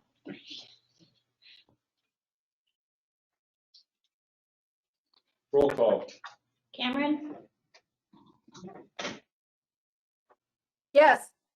Hoffman, Yeah. Lyman, Yes. Mahan, Yes. Weimer, Yes. Westwood. Yes. Professional service contract extension Number 1 for Great West Engineering. This is up for action. Mayor, could you clarify the requested action? Where I need a vote so that we can go ahead and sign the contract for the year extension. 2-year extension. Move to permit the mayor to sign the 2-year extension for Great Western Engineering as presented. Second. Discussion. Roll call. Cameron, Yes. Hoffman, Yes. Lyman, Yes. Mahan, Yes. Weimer, Yes. Westwood. Yes. Thank you. Resolution 3547, requesting distribution of bridge and road safety program funds. Move to approve resolution number 3547, a resolution requesting distribution of bridge and road safety and accountability program funds. Second. Discussion. Is Jim here or? Okay, not hearing Jim. This is for the money that we get back. Please correct me, Mayor, if I misspeak. This is for the money we get back tied to the gas tax, and it allows us to allocate that money accordingly for the repairs that have been identified. Correct. Discussion. Roll call. Cameron, Yes. Hoffman, Yes. Lyman, Yes. Mahan, Yes. Weimer, Yes. Westwood. Yes. T-bid fiscal year 2021 budget up for action. Move to accept the T-bid fiscal year 2021 budget as presented. Second. Discussion. I would like to say that T-bid group is doing an excellent job. Lonnie, for the benefit of those listening in, who's the most appropriate person here to maybe just clarify what that T-bid is? So it's the tourism Business. improvement district. Self-imposed tax. Tourism Business Improvement District. Yes, yeah, the lodging facilities collect this tax. The city used to manage it, but was it last year that they were able to take it over themselves, but in there, the city still has to approve their budget. So that's what they've cut their budget in half just because of everything that's going on. They just went right down. So Enough money is used for advertising primarily. yes, Right. yep. We're promoting the town. Any more discussion on the budget action? Roll call. Cameron, Yes. Hoffman, Yes. Lyman, Yes. Mahan, Yes. Weimer, Yes. Westwood. Yes. Houston City-owned land permit, farmer's market, action. James, you want to give us a quick overview of it? Yeah, I'll just state that the farmer's market put in for the Houston City-owned land permit this year. They want to do in-kind services for their fees and nonprofit, and that would be pruning of trees and taking to public restrooms on the days that they use it.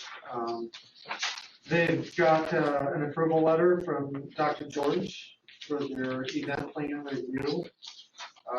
To space all the vendors' booths at least 6 feet apart. They'll likely be utilizing the lower portion of the park as well. I believe, I don't have an actual map of how they're going to do it, but they've been told, I've let them know that they could use the lower section of the park as well if they need more space. And they felt that they would probably need to do that as well, but they don't have that now.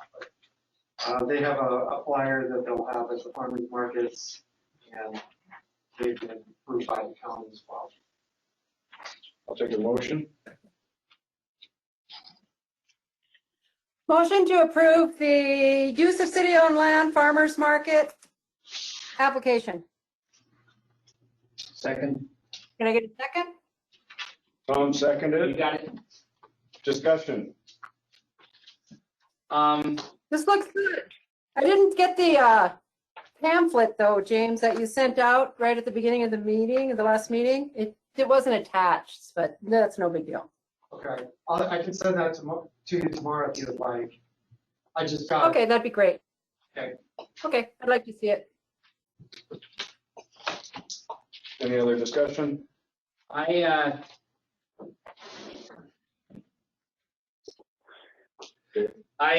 did receive the flyer. Thank you, Sammy, for putting that together. I did hear James just mention that those flyers were, in his understanding, going to be available at the farmers market. I guess my 2 cents of an ask is that the stay at home if, where it talks about symptoms or have been exposed, and please wear a mask and distance, just that be prominently displayed someplace really big so that everybody coming in sees that information. And Sammy is outside. She could speak to that if you would like. Sure. Sammy's from the farmers market. Is she listening, or we'll have to start over? I don't know who's listening.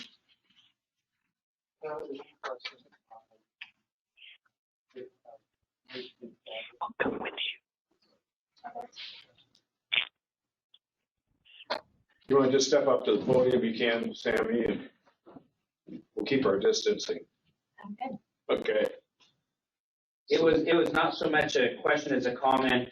James had shared this with us in our boxes as we came in.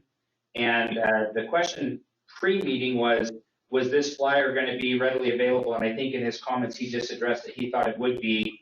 And I had just added my 2 cents that I thought the stay at home if section and the please wear a mask was really, really important. And it would be my hope that we would see that prominently displayed at the farmers market as people are approaching it. Yes, definitely. And you've got your instructions on one-way traffic and stuff, so people have got to be able to see that so that they go through and do it. Yep. So the flyer is going to be mostly social media. And then we'll have signs all throughout the market. We're going to have the one-way, so we'll have an entrance sign.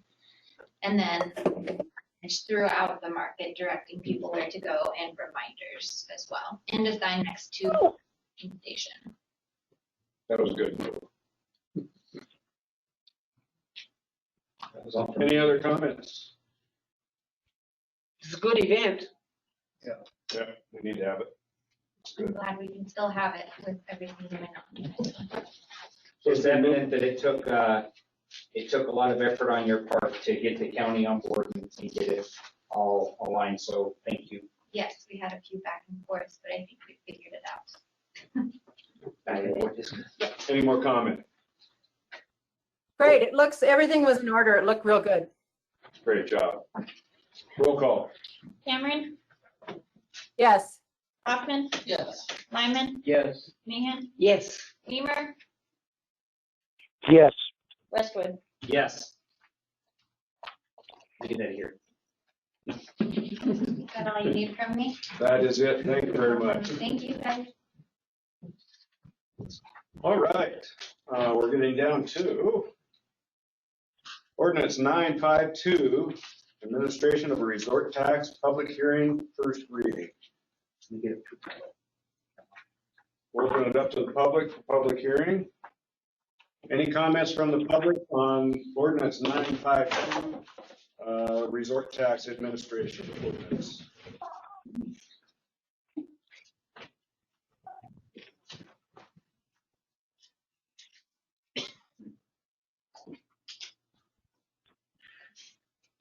We'll close the public hearing. Move to approve ordinance number 952, an ordinance replacing chapter 4 of Title II of the Red Lodge Municipal Code Administrative Ordinances governing the collection and reporting of resort tax revenues. Second. Comments? We've made it through pretty good up to about the last part. I felt comfortable with everything up through 2-4-14.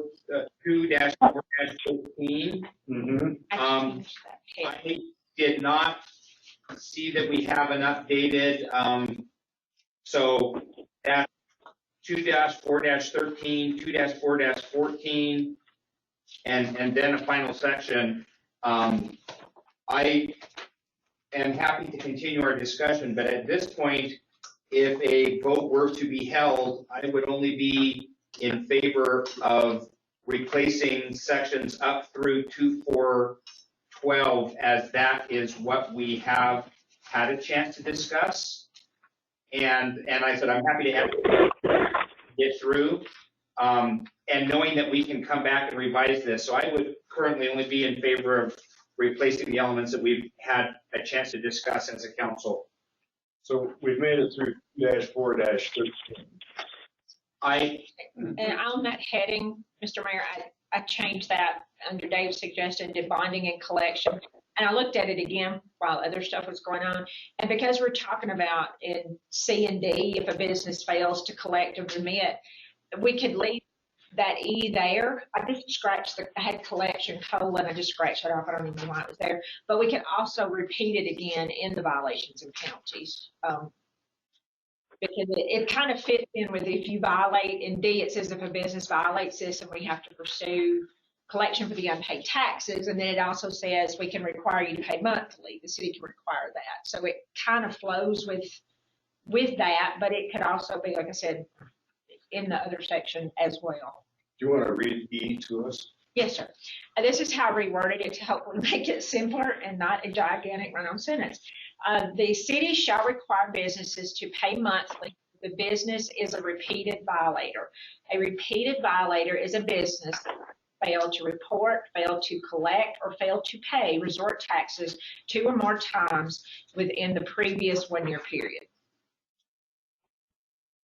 Is everybody good with that? Yes. Yes. Mary?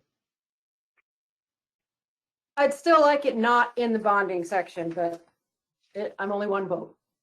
Okay. Robbie? I'm okay. Okay. Am I allowed to comment or not? Is that Beth? Yeah. Yes, it's me. I'm sorry. I feel like you're collecting this money from people, and it should be paid. It shouldn't be used as capital. It shouldn't be used as asset. It should be paid toward the city. Like, that's how I feel about it. Okay. I agree with you. Thank you. So do you want to move on to 2-4-14? Where, Dave? Can the city attorney read 2-4-13C as it currently reads? This was, again, there was a concern about the city may, and we were going to make sure it was clear so that it wasn't subjective. I did change it to say if a business fails to collect and remit the tax, the city shall proceed to revoke the bond, cash, or letter of credit to pay the business's unpaid taxes. The remedy provided hereunder is in addition to the penalties described in 2-4-14. The $500 bond, cash, or letter of credit shall be deducted from any award recovered pursuant to 2-4-14. Dave. Later on, we refer to that bond as being $500 or 1 year's worth of resort tax, whichever is greater. Does that need to be reflected there in the bond section as well? Probably wouldn't, but I've got to remember and say it, and I'll just copy and paste it down there. Oh, which section's that in, Dave? Do you remember? The following page. I'm sorry, what? The following page, page 9. Okay.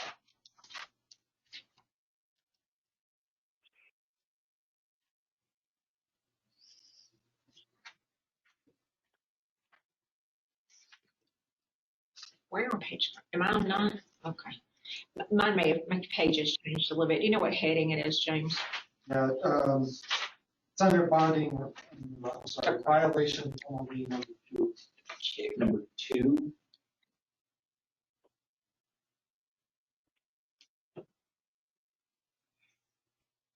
To which? No, that was, we're looking for the sentence that says the $500 or Yes, under B.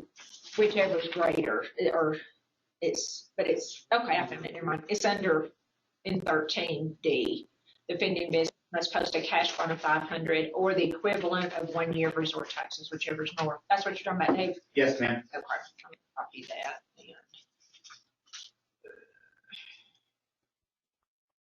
And you want that to go where? I just questioned whether it belonged in D at the end where it says the $500 bond, or if you've clarified bond later, maybe you get rid of the 500 and just say the bond, and now it's clarified in the lower spot. You said 13. Yeah, it's in the last in 13 of section 13D. It might be easiest just to get rid of the $500. So it says the bond, cash, or letter of credit shall be deducted from any award recovered. And then you cover it in D. And then making it wordier, it's simpler. Are you accusing me of making it work? All right, let me. Now I've done forgot which paragraph we were in. We were in C. We were in C. 2413C, and it came from D. But because it's in D, I think you just get rid of the $500 in C.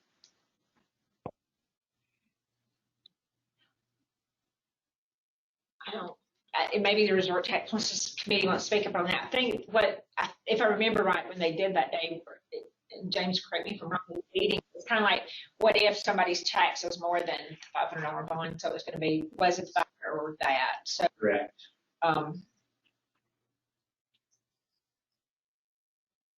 Jody or Tom, do you want to weigh in on that?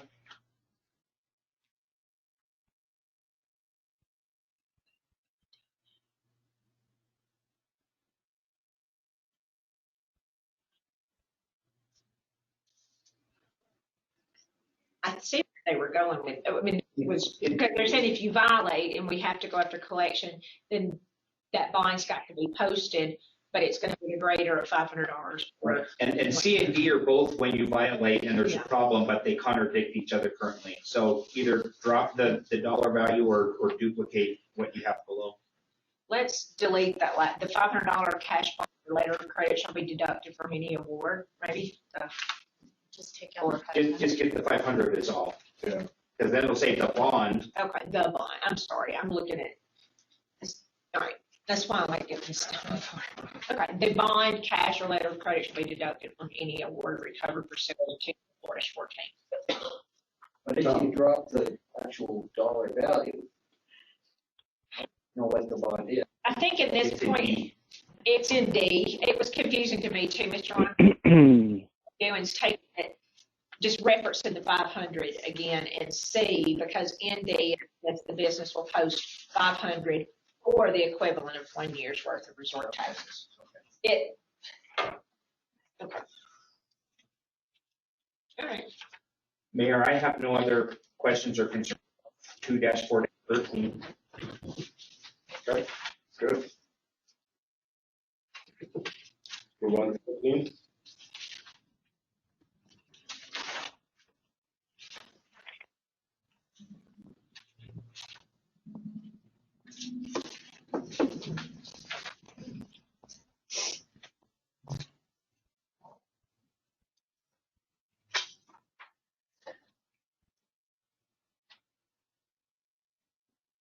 Are there any changes that you have made to this? Yes, there was. I have a star next to failure to record remit taxes. Yeah.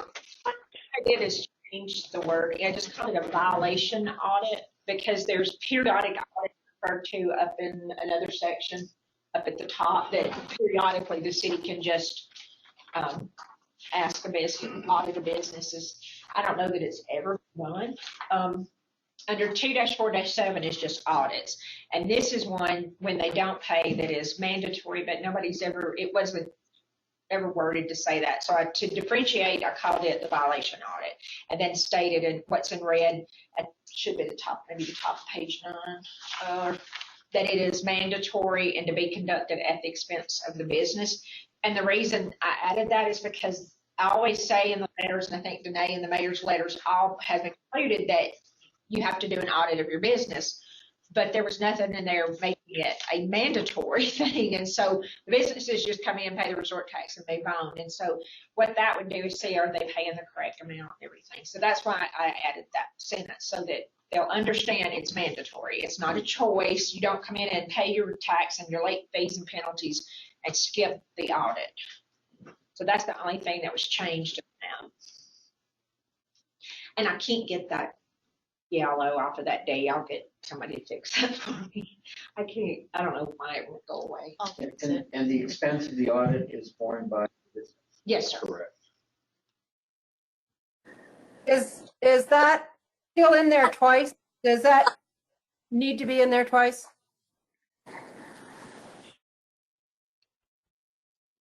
Well, we can end it at the violation audit is mandatory, because it does say it twice. That's not a problem. Let me delete that out. I'll just make the last sentence will just say the violation audit is mandatory, period.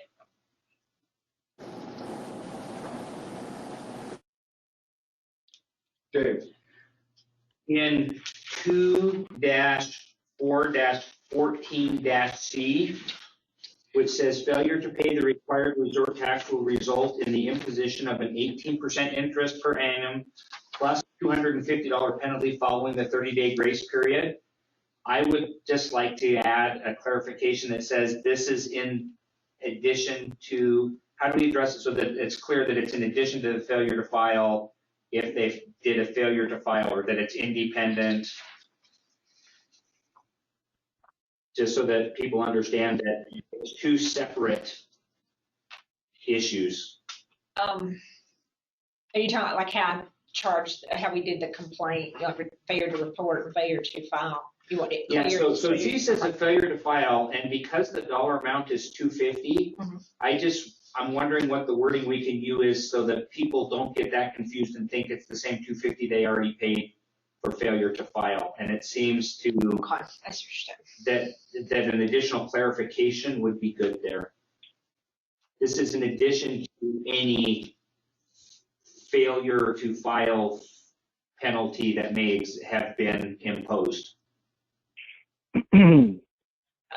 We can say this is in addition to the penalties listed above in.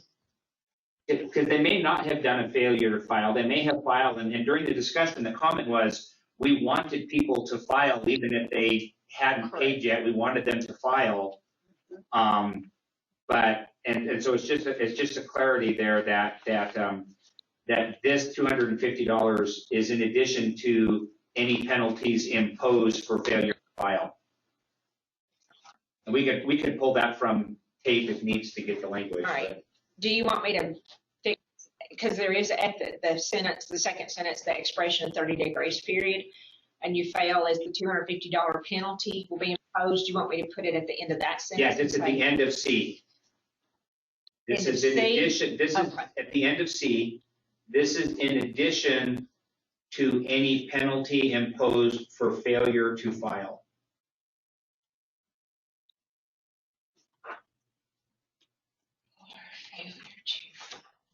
Okay. I just added that one.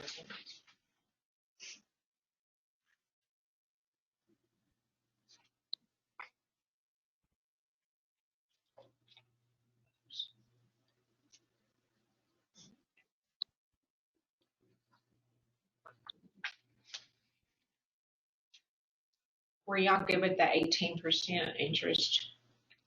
Because I need to delete that. I had 10 just struck through, so, okay. What is the statute of limitations about how many section 2s we can have in a document, particularly if we don't have a section 1? Oh. Dave, why didn't you point that out? That's what I'm doing. It's called the discussion. Well, maybe we need to have a section 3 and a section, I don't know, do we? We have two sections 2 and one of them should be section 1 and the second one should be section 2. That's what I didn't think we, right, I'm trying to change the first section 2 to section 1. And I you have also had a note and a comment that says A-4, but I don't know what it means.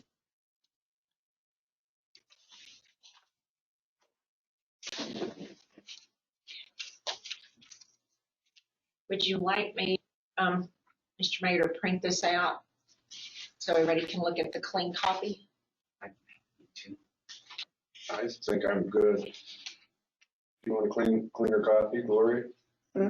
Do you need a cleaner copy of this? No, I'm fine. We've got it on tape, so Yeah, we're all good. Awesome. Mayor, I'd like to modify. I don't know if Lonnie, do I modify or do I withdraw or a new motion to approve as amended? Did you make a motion or did you just say? I made a motion to start discussion. Okay. How did we come to the July 23rd date in section 2?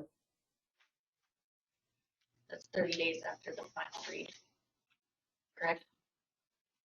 Is the July 23rd 2 or 30 days after the second reading? We're voting on this tonight? Yes.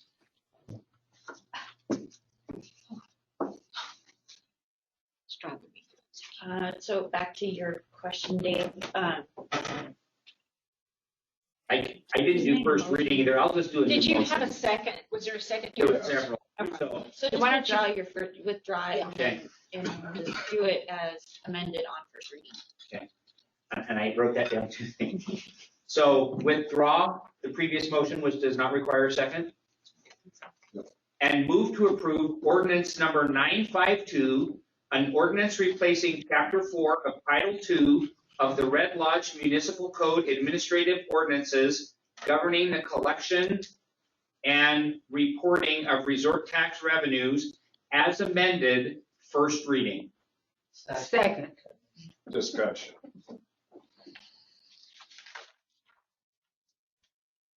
Roll call. Cameron, Abstain. Because I have a conflict with the city attorney. She disrespects me during council discussions and disregards anything I add to discussion as complaints and menial. Hoffman, Yes. Lyman, Yes. Mahan, Yes. Weimer, Yes. Westwood. Yes. Okay, thank you.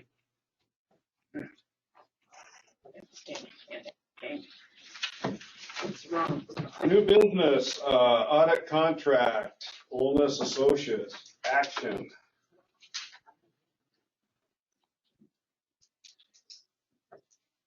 Mayor, could you clarify the requested action, please?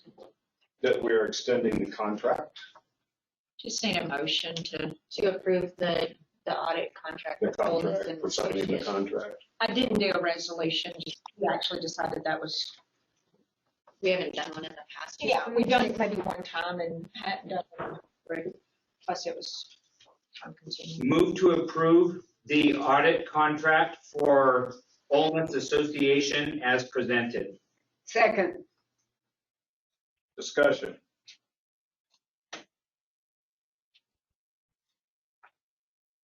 Roll call. Cameron, Yes.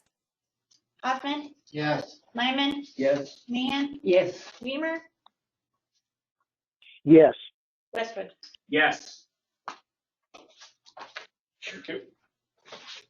Correspondence, I've had quite a bit of correspondence in your packets. And then there was more also added to your guys' similar packets. So. Dave. Mayor, I too have received lots of correspondence. I believe it is in line with the correspondence received by others.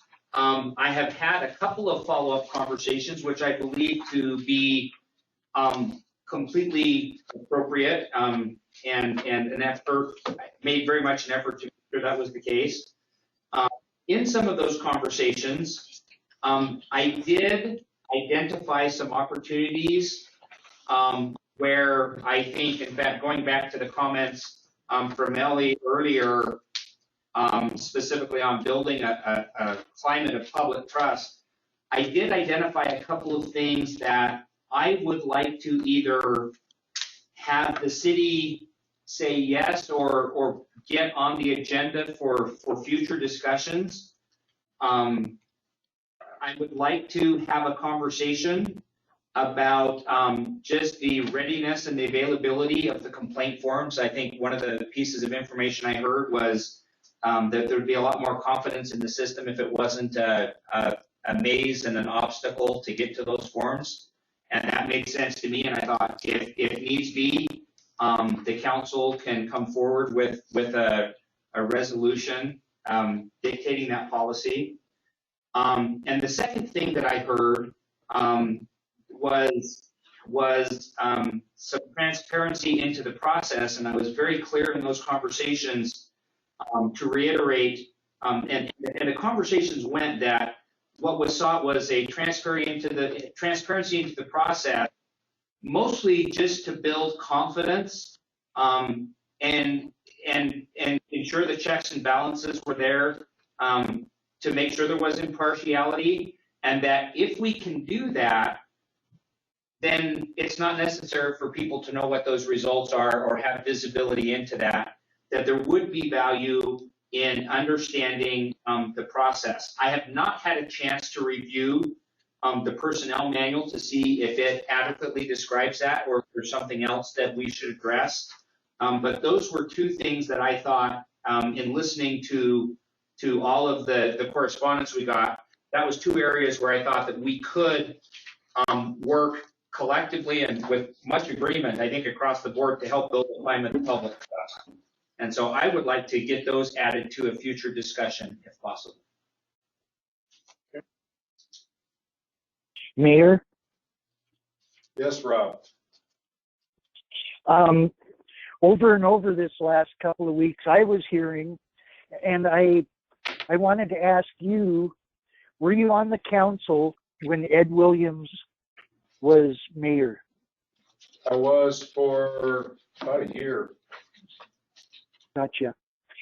During that administration is when the police department grew, and what I would hear over and over, the fact that we're the county seat and we have the sheriff's department right here in town. It was just, the fact that people felt we were over policed, or, too much money was being spent that direction. And as things tighten up this summer, and I don't know what can happen quickly, but I just wanted to bring it to the council's attention that that's what people are concerned about, the public is concerned about. That's it. Mayor, Any other this correspondence? is Mary. Who is this? This is Mary for correspondence. Okay. I received some correspondence, and I was I was told that I could share it with the council, and it is the procedures, I believe, since you started the go-to meetings, that anything that was received after noon on Tuesday would be read into the record. So I'm going to do that. Okay. This is from Jennifer Battles. I really do appreciate all you do for our ward and for Red Lodge. Thank you for always listening to our concerns.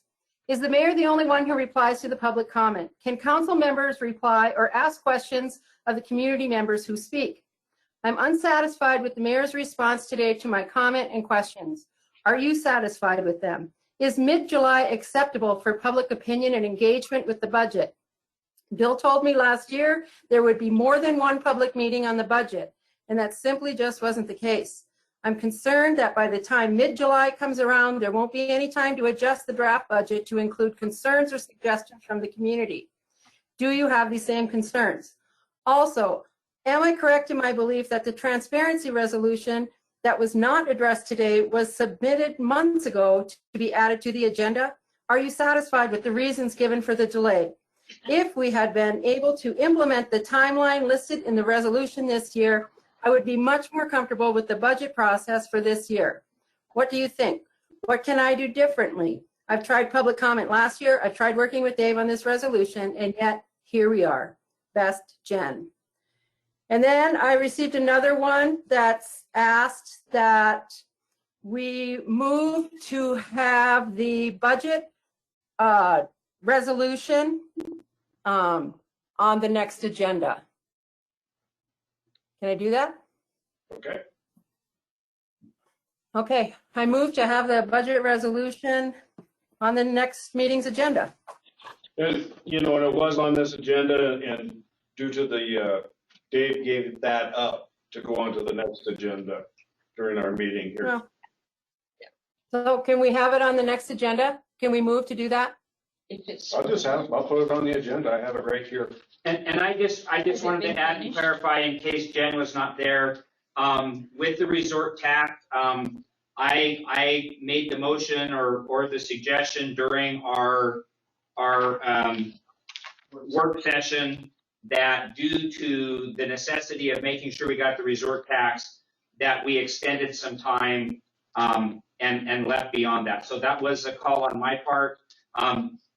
And also it was scheduled just for action, or excuse me, just for conversation tonight.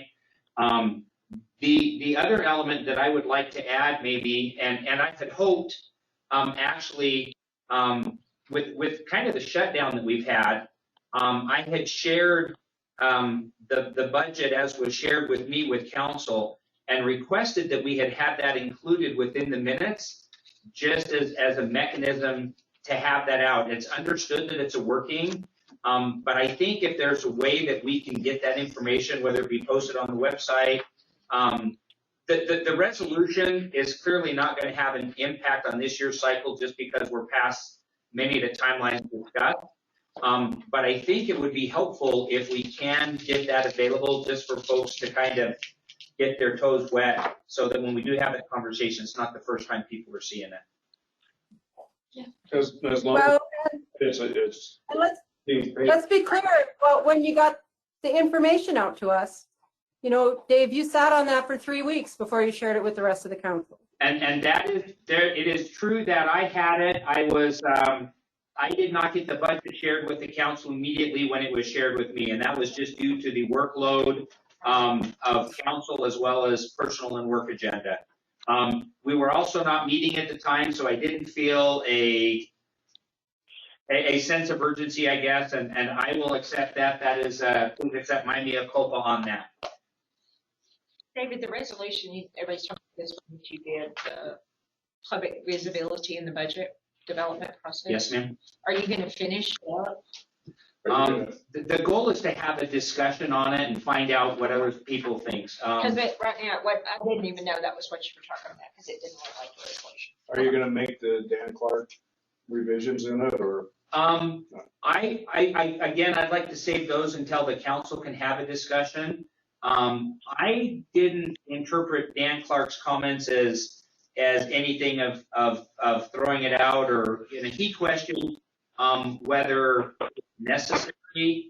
And my feeling is, based on public feedback, that it is necessary, if nothing else, just to help reiterate that feeling of openness and transparency. He also had indicated that large cities make their budgets available, and he had concerns about whether, as a smaller city, we would do that, acknowledging that it was a budget. And my experience with the budget process is we always have that. You've always had it out and available pretty early in the year.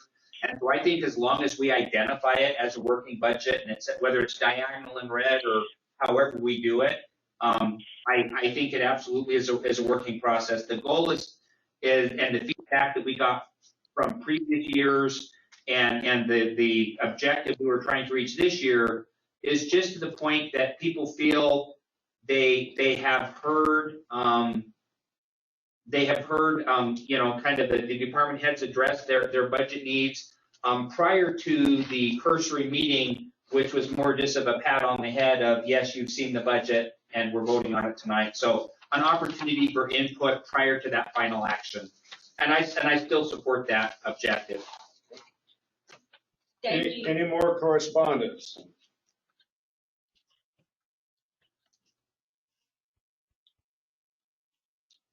Number 11, Tom, George. Number 11. Yeah, move to adjourn. That you heard number 11? Yes. Always? Yeah, well, I know not always. Today, oh, you don't have it in front of you. Jim. Oh, I see, I'm sorry. You want to make motions on? I make a motion that we adjourn. Okay. Sorry. A little slow this evening. It happens all. I will recommend that when you don't, and in fact, maybe Lonnie in future, if